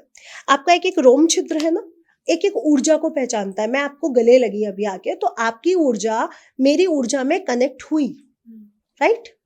तो मेरा बॉडी जितने हजार लोगों को टच कर रहा है उसको जानता है। मेरे हस्बैंड की जो बॉडी है उसको ज्यादा अच्छे से जानेगा, मेरी मम्मी की बॉडी को, मेरे बच्चों की बॉडी को, उसको मैं आंखें बंद करके पहचान सकती हूँ। ये मेरा हस्बैंड का हाथ है, ये उसकी बॉडी है, ये मेरी मम्मी का है, ये मेरे बच्चों का है। आप लोगों का मैं नहीं बोल पाऊंगी, लेकिन मेरा बॉडी रिकॉर्ड तो कर रहा है। और ये जो शरीर तंत्र है ना, ये सबसे डिफिकल्ट विभाग है, जिसको कभी पार नहीं लगाया जा सकता। जहाँ पे आप फिजिकली आत्मा और मन को देखते ही नहीं हो। आप जब वो होता है, इंसान मरता है, शव होता है, उसका पोस्टमार्टम होता है, तो क्या आत्मा और मन को देखा जा सकता है? क्या आपके एक एक चिप को देखा जा सकता है? हमारा जो बॉडी का चिप है ना, एक एक ऊर्जा को रखता है। ये शरीर विज्ञान में लिखा गया। आप जितनी बार किसी इंसान के साथ सेक्सुअल होते हो, वो पूरा आपका शरीर उस ज्ञान को, उस नॉलेज को अपने शरीर में रख रहा है। आप लोग कई बार कहते हो ना कि मेरा जो पार्टनर है वो मेरा सोल पार्टनर नहीं है, कहते हो ना? वो क्यों कहते हो? आपने जिसके साथ पिछली बार फालतू में रिलेशनशिप बनाए थे, जिसकी आपको जरूरत नहीं थी, वो अगर आज आपको हस्बैंड या वाइफ के रूप में मिला है, तो आपको सोल पार्टनर चाहिए क्यों? तब भी तो आपने सोल पार्टनर नहीं मांगा था ना। तो जो आप गलतियां करते हो ना, वही फिर पार्टनर बन बन के आपके जीवन में आते हैं और आप डिस्टर्ब होते हो कि मैं तो बड़ा दुखी हूँ या मैं तो बड़ी दुखी हूँ, मेरा ये पार्टनर अच्छा नहीं है। तो आप सोचो कि आपका शरीर विज्ञान सबसे बड़ा विज्ञान है, जिसे मंदिर कहा गया है, जिसमें खुद माँ बगलामुखी, माँ पीताम्बरा साक्षात विराजमान है। आप उस शरीर को किसी के साथ भी सौंप सकते हो? नहीं। जिस दिन आप ये सोच लोगे यहीं पे है मंदिर, यहीं भगवान विराजमान है, आप अपने शरीर को किसी के साथ सौंप ही नहीं सकते। तो जो क्लाइंट्स आते हैं उनके सवाल क्या रहते हैं? कुछ लोग ये पूछते हैं क्या मैंने गलत किया, मुझे इसको सही कैसे करना है। सही कैसे करना? कई लोग पूछते हैं निकलना कैसे है, मैं फंस चुकी हूँ या फंस चुका हूँ। कई लोग कहते हैं कि ये नहीं चाहिए, अब दूसरा चाहिए। कई लोग ये भी कहते हैं कि हस्बैंड भी चाहिए, बॉयफ्रेंड भी चाहिए, दोनों चाहिए। तो मैं कई बार फंस जाती हूँ कि मैं इनसे क्या बोलूं, क्योंकि मेरे दिमाग ना आपको गलत बोल रहा है, लेकिन मेरा दिमाग एक चीज को जानता है कि नितिशा मल्होत्रा सिर्फ यहाँ नहीं है। नितिशा मल्होत्रा हर उस पैरेलल यूनिवर्स में है जहाँ पे आज ये जो पॉडकास्ट है वो हो रहा होगा। भावना सिर्फ एक नहीं है, भावना वहां पे भी है, भावना वहां पे भी है, भावना वहां पे भी है। हर पैरेलल यूनिवर्स में हम हैं। अगर मैं एक गलती करती हूँ ना, तो वहां पे नितिशा मल्होत्रा बैठी गलती करेगी। तो डील कैसे कर रही हैं आप इन लोगों को? मैं उनको बहुत प्यार से यही समझाती हूँ कि अपने शरीर को समझो, ये बहुत बड़ी ऊर्जा है। अच्छा, तो ऐसे भी लोग आ रहे हैं कि वशीकरण कर दीजिए, ऐसे भी लोग आ रहे हैं कि जो सवाल भी पूछ रहे हैं कि आप महाविद्याओं की, क्योंकि आपके पास वो है दीक्षा है, तो इनके जरिए आप कैसे क्लोज ला सकती हैं हम दोनों को, और दोनों को कैसे मैनेज कर। तो मैं उनको ये सब समझाती हूँ कि आप इनसे जुड़ो। आपको आपके मन में कोई क्वेश्चन ही नहीं रहेगा कि क्या मैरिड लाइफ, क्या पैसा, क्या बच्चे, सब कुछ अपने आप ठीक हो जाएगा। अच्छा, करियर को बेहतर करना है, आपने तो बात ही इतनी अच्छी बताई कि माँ का ये स्रोत आप पूरा पढ़ डालो। हाँ। धन धन धन तो छोड़ो, उसके परे आपको मिल जाएगा। करियर अच्छा करना है, खासकर जो माएं अभी आपको देख रही हैं। मैं आपको एक एग्जाम्पल दे रही हूँ, ये मेरे एक फ्रेंड का एग्जाम्पल है। मेरा एक फ्रेंड है, तो वो मैं माँ पीताम्बरा से जुड़ी, तो उसकी जॉब चली गई थी। अभी रिसेशन का टाइम था 2023 के आसपास ही। तो वो मुझे बोला कि मेरी जॉब चली गई है, मैं क्या करूँ। मैंने उसका बर्थ चार्ट देखा, मैंने कहा जून तक जॉब लग जाएगी, लेकिन तेरे पास जॉब नहीं है। कहता मैं बिजनेस नहीं कर सकता, मैं क्या करूंगा, मेरे फैमिली कैसे चलेगी, मेरा तो घर भी लोन पे है। मैं कहा तू ऐसा कर, मुझे कुछ समझ नहीं आ रहा तेरे बर्थ चार्ट को देख के, क्योंकि तू बिजनेस करने को तैयार नहीं है, तेरे पास पैसा भी नहीं है, तो माँ बंगलामुखी की ये पूजा कर ले। अच्छा।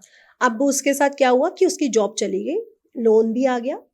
1-2 महीने कोई लोन दे सकता है अपनी सैलरी से, उसके बाद नहीं दे सकता, आपको दिक्कत आएगी। घर में विवाद शुरू हो चुके थे, इनफैक्ट इन लॉज में भी वो शुरू हो चुके थे इसके साथ। इतना परेशान था कि वो परेशान होकर रोने वाली हालात में था कि या तो मैं इसको घर भेज दूं और मैं अपने पेरेंट्स के घर में शिफ्ट हो जाऊं, मैं क्या करूं, मुझे समझ नहीं आ रहा।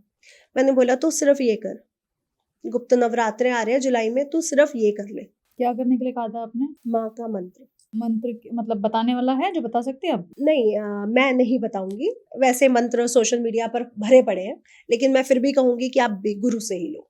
मैंने उसको as a friend, as a guru ही दिया था, क्योंकि मैं कई सालों से उसको कर रही हूँ, तो मैं उसको अब दे सकती हूँ। अगर अमूमन अगर आप लोग बताते हैं तो मतलब बहुत लिमिटेड लोगों को बताते हैं या किसी को भी बता देते हैं? नहीं, जब मुझे लगता है कि ये इसका मिसयूज नहीं करेगा।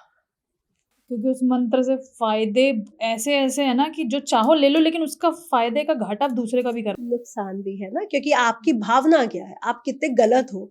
तो तंत्र का मिसयूज क्यों हुआ है, क्योंकि बुरे लोगों ने उसका ज्यादा प्रयोग किया, अच्छे लोगों से। अच्छे लोगों ने किया ही नहीं है उसका प्रयोग, अच्छे लोगों ने किया ही। अगर अच्छे लोग कर रहे होते ना, तो आज दुनिया कहाँ होती, सतयुग। तो बुरे लोगों ने इसका प्रयोग किया। मंत्र सबसे ज्यादा पढ़ने वाले मैं कहती हूँ बुरे ही लोग होंगे, क्योंकि उनको प्रतिद्वंदी नहीं चाहिए, उनको आसपास कुछ नहीं चाहिए, उनको खुद ही खुद चाहिए। शिव जी ने इसमें मंत्रों को शापित इसी कारण से किया होगा क्योंकि उसका मिस यूज ना हो कभी भविष्य। शिव जी ने सब चीजों को किलित किया। आपको क्या लगता है हिमालय पर्वत जहाँ पे आज ड्रोन भी नहीं उड़ सकता, हेलीकॉप्टर, हवाई जहाज, बंदे नहीं जा सकते, क्या वो किलित नहीं है क्षेत्र? बिल्कुल है। और मच्छेंद्र नाथ जो गुरु थे, सिर्फ वही जाके आ गए। इसका मतलब जहां पे शिव बुलाना चाहते हैं, जिस मंत्र को जिस तक पहुंचाना चाहते हैं, वो वही चीज वहां जा रही है। कुछ भी शिव और विष्णु के बिना हो ही नहीं सकता। उस दोस्त का फिर क्या हुआ?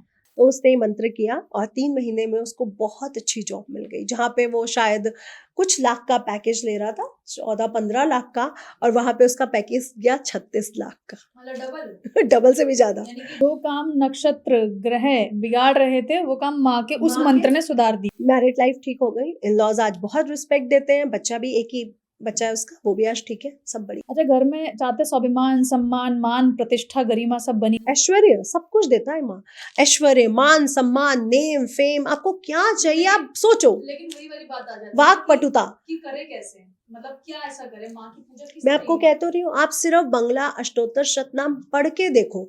अगर माँ ने आपकी जिंदगी में आना होगा ना, तो आपको गुरु भी मिल जाएगा और आ भी जाएंगे। अच्छा, कोई और लाइन भी बता दीजिए। चिचिर शक्ति, ओम ब्रह्मास्त्र रूपिणी देवी माता श्री बंगलामुखी चिचिर शक्ति ज्ञान रूपा च ब्रह्मानंद प्रदायिनी महाविद्या महालक्ष्मी श्रीमद त्रिपुर सुंदरी योग माता शिव संध्या शिव पूजन शिव तत्परा। बहुत अच्छा है, अगर आप इसको पढ़ेगी ना मजा आ जाए। सिर्फ इतना ही पढ़ लें? ऐसे थोड़ा सा बड़ा है ये, हाँ, पूरा इतना पढ़ ले, आपको 5 मिनट भी नहीं लगता। और अगर आप डेली 11 बार पढ़ लेते हो 40 दिन लगातार, तो आप खुद देखोगे कि मेरी लाइफ में क्या हो रहा है। डेली 11 बार, डेली 11 बार आप तो भैया रात के समय माँ बंगलामुखी की पूजा या तो आप सुबह सुबह करेंगे पूरा, आप अगर करना चाहते हैं ना, तो आप फिर ब्रह्म वेला में उठ के कर लो इनको। सुबह 4 बजे, सुबह और 4 बजे, शाम को 10 बजे के बाद। 10 महाशक्तियों की पूजा रात्रि 10 बजे से सुबह 4 बजे के बीच ही होनी चाहिए। अगर आप इसको किसी और टाइम में कर रहे हैं, तो उसकी ऊर्जा इतनी ऊर्जात्मक है कि आपकी बॉडी नहीं झेल सकती। अगर करना हो तो आसन बिछा के ही करना होगा? पीला आसन रहेगा, पीले आपके वस्त्र रहेंगे, पीला ही सब कुछ रहेगा। और जल जो मैं अपने आगे लेके बैठती हूँ, जिससे मैं उठती और बैठती हूँ, जो जल छिड़का जाता है, जो जल आचमन किया जाता है, उसमें भी हल्की सी हल्दी रहती है, तो पीला सब कुछ रहेगा। तो आसन लगा के पीले वस्त्र धारण करके इस मंत्र, और ये माँ का दुपट्टा है जिसको लेके मैं पूजा करती हूँ, इसको लेके बैठी हूँ, तो इस वस्त्र का बहुत सम्मान होता है। इसको हम बाथरूम में या सोते समय या ऐसे नहीं ले सकते, ये सिर्फ पूजा में हम लोग लेते हैं, और उसके बाद इसको तह लगा के एक सुरक्षित जगह पे लपेट के रख देते हैं। बढ़ाने हो आपको मान सम्मान, ऐश्वर्य ऐश्वर्य, धन सुख संपदा शांति। चाहिए, सुख समृद्धि चाहिए, पीला आसन बिछाइए और पीले वस्त्र धारण कीजिए। और इन्होंने जो स्तोत्र बताया है माँ बगलामुखी का, अष्टोत्तर शतनाम स्तोत्र। उसे पढ़ना शुरू कीजिए। लेकिन समय भी बता दिया है, रात के 10 बजे से सुबह के 4 बजे, जब एनर्जी थोड़ा नॉर्मल होती है। ठंडक में, क्योंकि माँ को रात्रि विद्या कहा गया, हाँ, इसलिए अगर इसको डे में करेंगे तो नुकसान हो सकता नवरात्रों के दिनों में आप कर सकते हो। है डे में। हाँ, अदरवाइज डेज में आप मत करिए, ना शुक्ल पक्ष में ना या कृष्ण। मुझे कुछ रेमेडीज बताइए ना। तो माँ बंगलामुखी या धन से जुड़ी हुई है यक्षिनियाँ।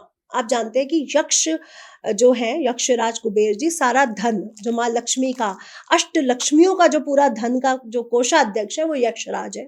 अब आपको धन चाहिए तो एक अकोड़े का पेड़ होता है जो आपको नॉर्मल कहीं पे भी दिख जाता है, जिसमें सफेद फूल आते हैं जो शिव जी को चढ़ता है। सावन में आपने देखा होगा, अकोड़े का वृक्ष या मदार का वृक्ष भी उसे कहते हैं। यहाँ पे यक्षिनियों का वास है। तो घर में लगा सकते हैं। घर में लगा तो सकते हैं, लेकिन आपको देखना पड़ेगा कि आपके घर के क्षेत्र में तो नहीं आ रहा, ठीक है, क्योंकि ये वही होगा जहां शव समान शिव होगा, मतलब जहां शिव शक्ति नहीं हो सकते। शमशान घाट के हाँ, आप देखिए ये दुराजन ऐसी जगहों पे होता है जहाँ पे भीड़ ना हो। यक्ष लोग बहुत लोगों के बीच में नहीं रह सकते, वो अलग अलग जगहों पे रहते हैं जहाँ पे लोगों की भीड़ कम हो। तो वो मतलब पेड़ है कोई, पेड़ है एक उसको- मदार का, मैं आपको पिक्चर दे दूंगी, आप लगा दें। मदार या धतूरा भी से, धतूरा नहीं, मदार या क्या मैंने नाम बताया था, अकोड़ा, अकोड़ा इसे कहते हैं। सफेद फूल आता है और शिवलिंग को इस पे फिर सफेद फूल चढ़ाया जाता है। यहाँ पे यक्षिनियों का निवास है। एक सफेद मिठाई, कोई भी सफेद मिठाई, रसगुल्ला, बर्फी आप ले जा सकते हो। एक देसी घी का दीपक ले जाओ, एक इलायची ले जाओ, सफेद फूल ले जाओ और तिलक और हल्दी जरूर ले जाओ तिलक करने के लिए। आप जाके वहां पे जल चढ़ाओ, उनको तिलक करो, उनको हल्दी लगाओ, उनके ऊपर इत्र जरूर लगाओ, इत्र गुलाब का या बेले का भी आप ले सकते हो, इत्र लगाओ। उसके बाद मीठा रख दो वहां पर और उनसे बोलो कि हे यक्षिनियों, हे यक्षराज कुबेर, आपके पास तो बहुत धन है, मुझे इस समय तक इतना धन चाहिए, या मुझे धन की जरूरत है, मेरे पे लोन बहुत है, मुझे ये लेना है, मुझे घर नहीं बन पा रहा, घर चाहिए, या मेरी जॉब में सैलरी बड़ी कम आ रही है, मेरा घर नहीं चल पा रहा, मेरी सैलरी बढ़ा दो। आप करके आओ, शुक्रवार के दिन करना है, शाम के समय गोधूली बेला, जब सूर्य चंद्रमा मिल रहे हो, आपको आसमान पूरा गुलाबी दिखे, उस समय करना है और 3 शुक्रवार करना। धन आ जाएगा। पीछे मुड़ के नहीं देखना है जब आप वापस आओगे, बस आप उनसे बोलो मुझे धन दे दो। आप 3 बार करके देखो, आपके पॉडकास्ट के नीचे पड़ा होगा कि हमें फायदा हुआ, हमारा वो काम तो होगा। कमेंट करके बता दीजिएगा यदि कोई जा रहे हैं तो। हाँ, करियर कैसे, 3 शुक्रवार। करियर कैसे अच्छा करना है। पहली बात तो मैं कहूंगी, अगर आप बंगलामुखी की पूजा कर रहे हो तो आपका हर क्षेत्र अपने आप अच्छा हो जाएगा। आपको ये क्वेश्चन ही नहीं आएगा मन में कि मेरा ये खराब है, मेरा खराब है क्या। चाहे आपका हेल्थ हो, मैं आपको बोल रही हूँ, मैं 2 नंबर हूँ और 1 नंबर हूँ, मेरी हेल्थ बहुत ज्यादा डिस्टर्ब रहती थी। अभी भी देख लीजिए, तुला लग्न और तुला राशि है, गुरु गोचर कर रहा है अष्टम भाव में, और मुझे पता है 14 तक ही मैं बीमार रहूंगी, 14 के बाद मैंने ठीक हो जाना है। तो मुझे एक्चुअली एज अ एस्ट्रोलॉजर मुझे सब पता है, लेकिन फिर भी मैं कहूंगी जो मैं पहले बीमार रहती थी और जो मैं आज हूँ, वो बहुत बड़ा परिवर्तन आ चुका है, ड्रामेटिक चेंज है मेरे अंदर। मुझे आज आप बोलो कि रात को आपको शमशान घाट जाना है या नदी किनारे बैठना, आपको डर लगेगा, मैं कहूंगी मुझे डर नहीं लगेगा, मुझे भेज दो। आपने किया शमशान में बैठ के कोई क्रिया? नहीं नहीं, लेकिन मैं ऐसे योग पुरुषों को जानती हूँ जो करते हैं और जो बिल्कुल एग्जैक्ट आपको सही आंसर आके देते हैं। उनके पिशाच उनको आके बताते हैं कि ये होगा काम या ये नहीं होगा। जैसे हम टैरो कार्ड या एस्ट्रोलॉजी से प्रिडिक्शन तो करते ये हैं, महाविद्यालय वो भी भी प्रिडिक्शन करती करते हैं क्या? महाविद्याएं नहीं ये हेल्प करती, वहां पे तो पिशाच है, योगनियां जो है, servant है, यक्षिनियां वही है, करते वही हैं। करते हैं। महाविद्याएं ये कैसे करेंगे हमारे लिए हम इतने बड़े नहीं हुए कि वो करेंगे। वही बात है, क्योंकि जो स्वरूप देवी का है वो भी महाविद्या, पराशक्तियों का, वो नेगेटिव नहीं कर सकती है। नेगेटिव पॉजिटिव वो इतनी जल्दी आपकी लाइफ में आ ही नहीं सकती है, क्योंकि वो आपकी लाइफ में आने के लिए नहीं बनी है। तो यानी कि जितने भी तंत्र मंत्र होते हैं ये सब जो है योगनियां या फिर डाकनियां यक्षिणियों के थ्रू ही होते हैं ना, मतलब महाविद्याओं का इससे कोई लेना देना नहीं है। तो ये जो भ्रांतियां फैलती है, माँ को आपने बुलाया कि मेरा ये तंत्र कर दो, माँ कभी नहीं आएगी। माँ कहेगी मैं किसी का बुरा कर ही नहीं सकती हूँ, चाहे डाकनी तुम चली जाओ, पिशाचनी तुम चली जाओ। कहते हैं कि यहाँ चले जाओ कामाख्या पे, या फिर वो बताते हैं यहाँ बगलामुखी पे चले जाओ, ये करवा लो वहां पे तंत्र, ये करा लो। तो ये जितने भी मतलब लोग रील्स इस तरह की 100% होता है। कामाख्या माँ एक ऐसी तंत्र शक्ति पीठ है जहाँ पे कुछ भी हो सकता नहीं, तो ये तंत्र क्या मैया करती है, ये यक्षिणियां डाकनियां ही करती है? है। देखिए तंत्र विद्या को आपको समझना पड़ेगा। ये शिव जी ने इसका डेवलपमेंट किया। नेगेटिव में होती है या पॉजिटिव में होती है? इसकी देखिए यहाँ तक पहुंचने वाले लोग निगेटिव है, ये निगेटिव विद्या नहीं है। आप इस्तेमाल गलत करते इसका हैं। इस्तेमाल वो लोग गलत करते हैं कि मुझे किसी को किसी की मारना है या हाँ, बुरा ये। करना है या खत्म करना है। बेसिकली इसका इस्तेमाल क्या हुआ है कि आपको पूजा में यंत्र जो पूजा है या जो मंत्र पूजा है वो डिफिकल्ट है, वो प्रोसेस लंबी है। मैं अपने आप को आज भी सिद्ध नहीं मान सकती, लेकिन तंत्र से मैं अपने आप को सिद्ध जल्दी कर सकती हूँ। वो शॉर्ट फॉर्म है, लिफ्ट से जाना और सीढ़ियों से जाना। तो मैं सीढ़ियों से जा रही हूँ और आप लिफ्ट से जा। मतलब इन जगहों पर भी, जैसे चाहे कामाख्या माँ हो चाहे बगलामुखी माँ हो, इन जगह पर भी ऐसे लोग पहुंचते हैं जो तंत्र साधना करते हैं, लेकिन जो देवी है वो उन तंत्र साधनाओं को क्योंकि लेती है या नहीं लेती है? तांत्रिक है, पहली बात तो एक सिद्ध पुरुष आपको मिलेगा ही नहीं, चाहे आप ढूंढते रह जाओ। है सिद्ध। तो ये कौन है जो नेगेटिव कार्य करते हैं वहां पे? जो नॉर्मल तांत्रिक है, जो सिर्फ लालच के वश में है, जो अपने आप को तांत्रिक कह रहे हैं। विद्या है जिनका असर होता है तंत्र का ब्लैक मैजिक वाला। हाँ, वो कौन, वो किसमें? मैला तंत्र। देखिए तंत्र के दो पार्ट है, एक साफ तंत्र जिसे सफेद तंत्र कहा गया, एक मैला तंत्र जिसे काला ब्लैक मैजिक कहा गया। ब्लैक मैजिक में कौन होता है?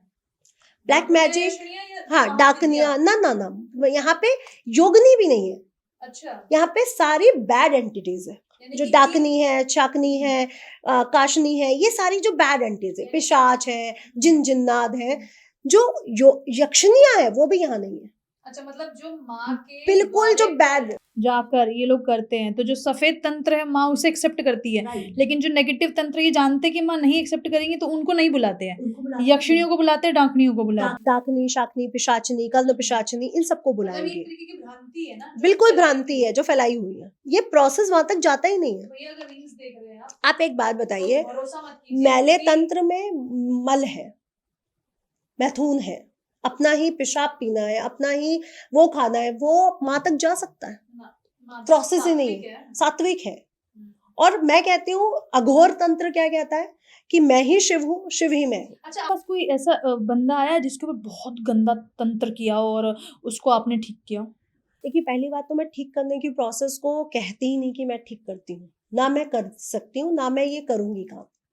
मैं सिर्फ हेल्प कर सकती हूँ। आते हैं और ऐसे? मैं हाँ बिल्कुल आते कोई हैं। इंसिडेंट बताइए। और मैं उनको यही बोलती हूँ कि अगर आप माँ कामाख्या को सपूत हो जाते हो या माँ बंगलामुखी की सपूत हो जाते हो, फिर आप पे कोई कुछ कर ही नहीं सकता। और जो मेरे पे तंत्र विद्या इस्तेमाल हुई थी या जो मेरे पे मुस्लिम विद्या इस्तेमाल की गई थी, वो सिर्फ मेरी गलती से की गई थी। क्योंकि वो कहते हैं ना, आप पूजा में जाके घमंड में आ जाते हो कि मेरे साथ तो माँ बैठी है, कुछ नहीं हो सकता मेरा।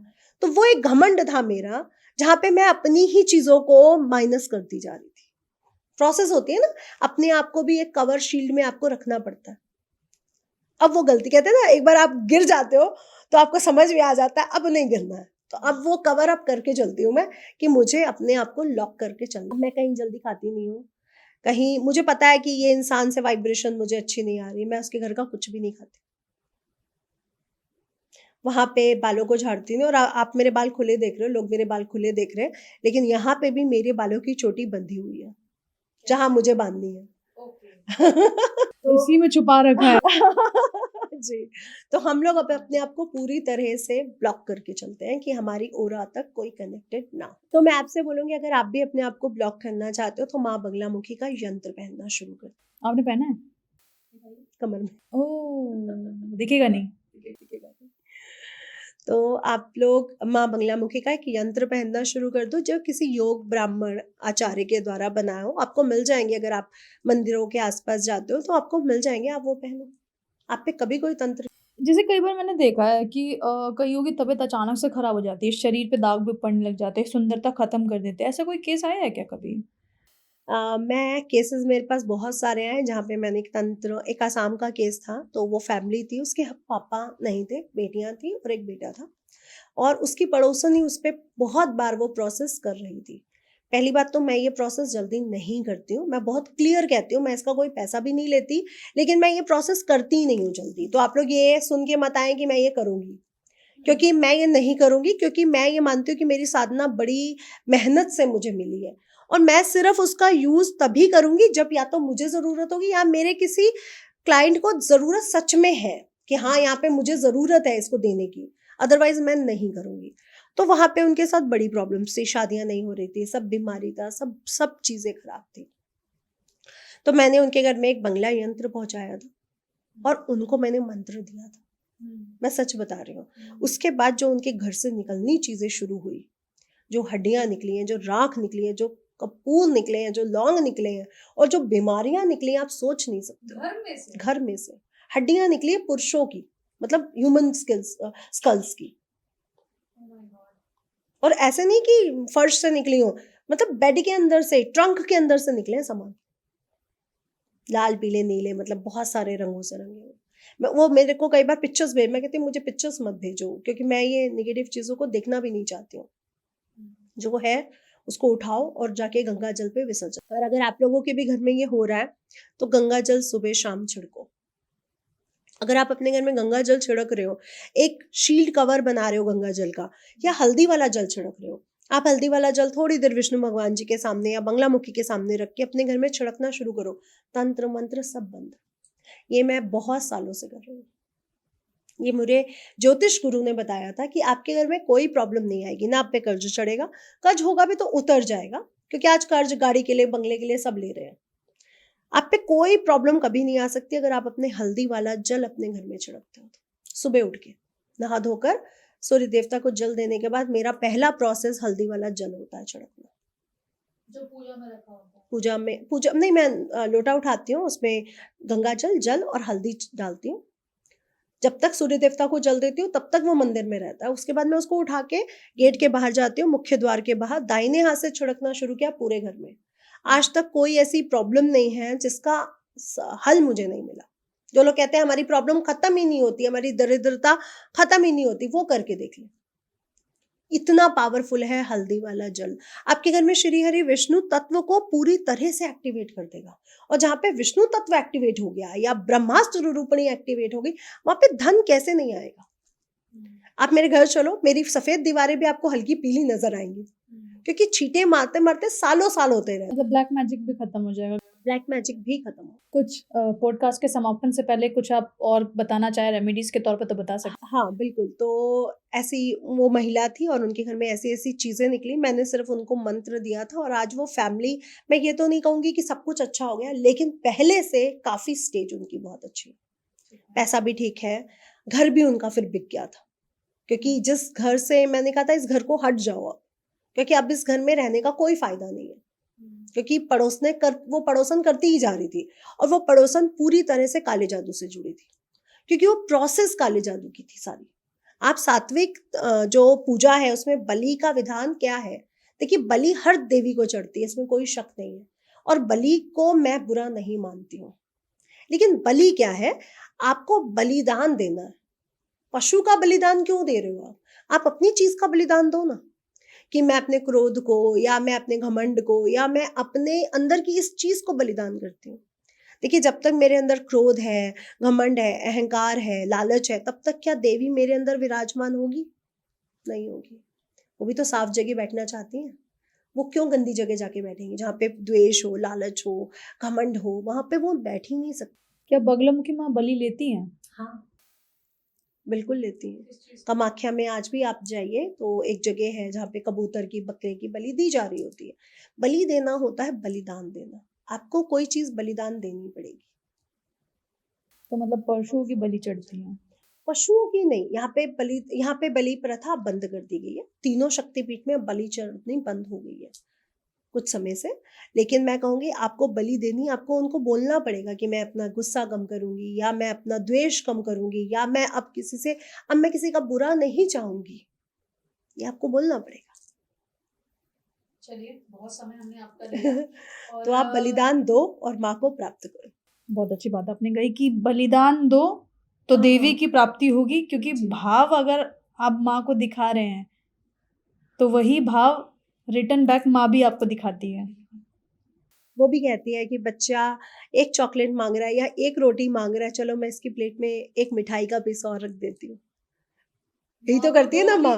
जैसे कि 2 रोटी नहीं, 4 रोटी की भूख नजर आती है। हाँ, तो माँ को पहले ही पता होता है कि मेरा बच्चा 2 नहीं खाएगा, ये 4 खा। अच्छा, कोई आसान से एक मंत्र बता सकती है आप, जो मैं अगर खुद लेकिन जपना मैं चाहूँ माँ का? सबको ये कहती हूँ, जो 36 अक्षरी मंत्र है वो मैं खुले पे बोलती हूँ कि ओम ह्रीं बंगलामुखी सर्व दुष्टानां वाचम मुखम पदम स्तंभय जिह्वाम कीले कीले बुद्धिम विनाशय विनाशय ह्रीं ओम स्वाहा। जय माँ पीताम्बरा, माँ बंगलामुखी दिव्य नमो नमः। लेकिन मैं क्लियर बोल रही हूँ कि अगर आप यही मंत्र एक गुरु से दीक्षा लेके करते हो ना, तो आपकी संकल्प शक्ति बढ़ जाती है, आपकी ऊर्जा बढ़ जाती है, आप उससे जुड़ पाते हो। अगर करना चाहे तो नॉर्मल नहीं करना चाहिए, नहीं करना चाहिए क्योंकि महाविद्या होगा। महाविद्या है। और आपके मुंह से एक बार देखिए, जब हम मंत्र कर रहे हैं हमें नींद भी आएगी, हमें उबासी भी आएगी, हमसे गलतियां भी होंगी, है ना। आप यहाँ पे हाथ रखते हो, आप कई बार आपका हाथ यहाँ पे भी चला जाएगा, मंत्र करते करते कईयों का हाथ यहाँ पे भी होता है। तो ये बहुत सारी प्रोसेस है जिसका बड़ा ध्यान रखना पड़ता है। आप मुद्रा बना रहे हो, माँ की मुद्रा आपने गलत बना दी, तो सारी चीजें वो गुरु ही सही कर सकता है। आज मेरे से गलती हो गई गुरु जी, है ना, मैं 5 मिनट मेरे को झपकी लग गई, अब गुरु कहेगा उठो, वस्त्र चेंज करो, नहाओ, फिर से वस्त्र चेंज करके बैठो।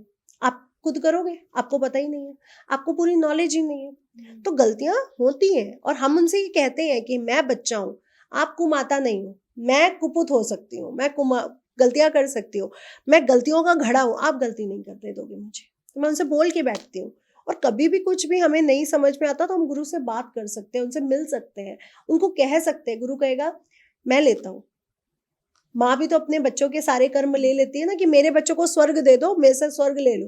गुरु भी एज अ मदर होता है कि इसको दे दो, मेरे से ले लो। तो आपकी कुंडलिनी जागृत करना ये गुरु के हाथ में है, आपके हाथ में नहीं है। सिर्फ लवकुश ही ऐसे थे या बहुत से ऐसे लोग हैं जिन्होंने अपनी कुंडली 2 दिन में 3 दिन में जागृत करी। अदरवाइज जागृत करना बहुत मुश्किल है। आप मेडिटेशन करके देखो, 5 मिनट के बाद आपका मन भटकेगा ही भटकेगा। क्योंकि मन को तो आप कंट्रोल नहीं कर सकते ना, इसीलिए तो कृष्ण कहते हैं ना कि जिसने मन को कंट्रोल कर लिया उसने सबको कंट्रोल। और माँ की साधना का मूल मंत्र ही यही है कि आपका कंसंट्रेशन सिर्फ माँ में होना चाहिए। चाहे आप उनसे लड़ो, चाहे आप उनसे बात करो, चाहे आप उनको व्यथा सुनाओ, चाहे आप उनको विश सुनाओ, आज मेरे साथ ये हुआ, आज मैंने ये खाया, आज मेरी ये इच्छा हो रही थी। आप जो भी बोल रहे हो, आप माँ से जुड़ो। और अगर आपके आंखों में आंसू नहीं आए, क्योंकि अगर आप सिर्फ मंत्र कर रहे हो तो मैं कहती नहीं ये साधक जुड़ा हुआ है, क्योंकि आप सिर्फ मंत्र में जुड़ ही नहीं सकते। आपको भावना जागृत होगी अगर आपको प्रेम है, और जिसको प्रेम है उसको माँ ने सब दिया है, आपको फिर मांगना नहीं पड़ेगा। और जो मांगने आए हैं वो सिर्फ टिकट, चुनाव और अपनी जो भी चीज मांगने हैं उनको मिलेगा ही मिलेगा, ये पक्का है कि मिलेगा ही मिलेगा। चलिए, शुक्रिया आज का आपने हमें इतना समय दे दिया। तो अभी आप डॉक्टर नितिशा मल्होत्रा को सुन रहे थे, जो कि माँ की उपासक भी हैं, दतिया से दीक्षा भी इन्होंने ली है, या ये समझिए कि इन्हें चुना गया, क्योंकि जिन्हें चुना जाता है उन्हें ही माँ अपनी दीक्षा देती है। और जितनी जानकारी मुझे इनके थ्रू मिली है कि 1 साल में 1000 समथिंग बच्चे होते हैं या लोग होते हैं या बड़े बूढ़े भी, कोई भी एज का कोई नहीं होता, जिनको ये दीक्षा मिलती है, चिट्ठी के थ्रू मिलती है, चिट्ठी जिसकी एक्सेप्ट हो जाए। पर इन्हें तो शायद बिना चिट्ठी के ही मिल गया। बिल्कुल 7 बार चिट्ठी लिखी पर एक्सेप्टेंस नहीं नहीं हुई, हुई। लेकिन बिना चिट्ठी के दीक्षा भी मिल गई, गुरु मंत्र भी मिल गया। और उन्होंने बताया कि महाविद्याओं का इस्तेमाल गलत तरीके से करने वाले भी लोग हैं, लेकिन क्योंकि माँ है तो गलत तरीके से इस्तेमाल करने की कोशिश करने वाले लोगों की भी माँ नहीं सुनती है ना, सुनती ही नहीं सुनती है। सुनती तो ही नहीं है। इसीलिए कभी कभी जब भी आपके मन में ये ख्याल आए कि ऐसा हमारे साथ हुआ, कभी कोई गलत इंसिडेंट, तो समझ जाइएगा महाविद्याओं का इसमें लेना देना नहीं है। क्योंकि कई तरीके के ऐसे रील्स भी आते हैं जिसमें बताया जाता है कि आप यहाँ जाइए, वहाँ ऐसी नेगेटिविटी होती है, वहाँ आपके पॉजिटिव काम हो सकते हैं। लेकिन कई बार हम अपनी इच्छा ऐसी प्रकट करते हैं ना जिससे हम दूसरे को नेगेटिव कर देते हैं, तो माँ वो भी नहीं सुनती है। जैसे माँ को आप बोलें कि मुझे शराब छोड़नी है, हाँ। या मेरे साथ उसने बुरा किया, मुझे ये चीज बर्दाश्त नहीं हो रही, मुझे आपके पास छोड़ना है, ये भी तो बलिदान है। आप वहां छोड़ाओ ना। मेरे साथ उसने बुरा किया, मैं यहीं छोड़ के जा रही हूँ, अब आप देख लो। सही बात है। जब हम किसी को माफ कर देते हैं ना, तो एक तरीके से जलता हुआ कोयला हम उसके सर के ऊपर रख देते हैं। ये ऐसा मैंने अपने भी बड़े बूढ़ों से सुना है, नितिशा जी ने भी सुना होगा। और मुझे लगता है कि आज के पॉडकास्ट को देखने के बाद आपको एक चीज तो क्लियर समझ में आई कि सात्विक तरीके से माँ बगलामुखी की किस तरीके से पूजा करनी चाहिए, वो आपको पता लग गया। तंत्र में भी दो तरीके के तंत्र होते हैं, एक साफ तंत्र होता है, एक मैला तंत्र होता है। जो मैला तंत्र होता है उसमें महाविद्याएं दूर दूर तक नहीं होती है, मात्र यक्षिणियां डाकणियां होती है। और जो साफ तंत्र होता है उसका असर तो अच्छा ही होना चाहिए, क्योंकि वो किसी अच्छे काम के लिए किया जाता है। बहरहाल आज के पॉडकास्ट में आपको आनंद आया होगा, इस तरीके की मुझे उम्मीद है। और अगर आप नितिशा जी से कोई सवाल पूछना चाहते हैं तो भैया कमेंट कीजिए ना, तभी तो हम उनको दोबारा इनवाइट करेंगे कि भैया हमारे प्यारे प्यारे दर्शकों ने सवाल पूछा है, आप उनका जवाब दे दीजिए। फिलहाल के लिए मेरी और नितिशा जी की तरफ से आप सभी को नमस्कार।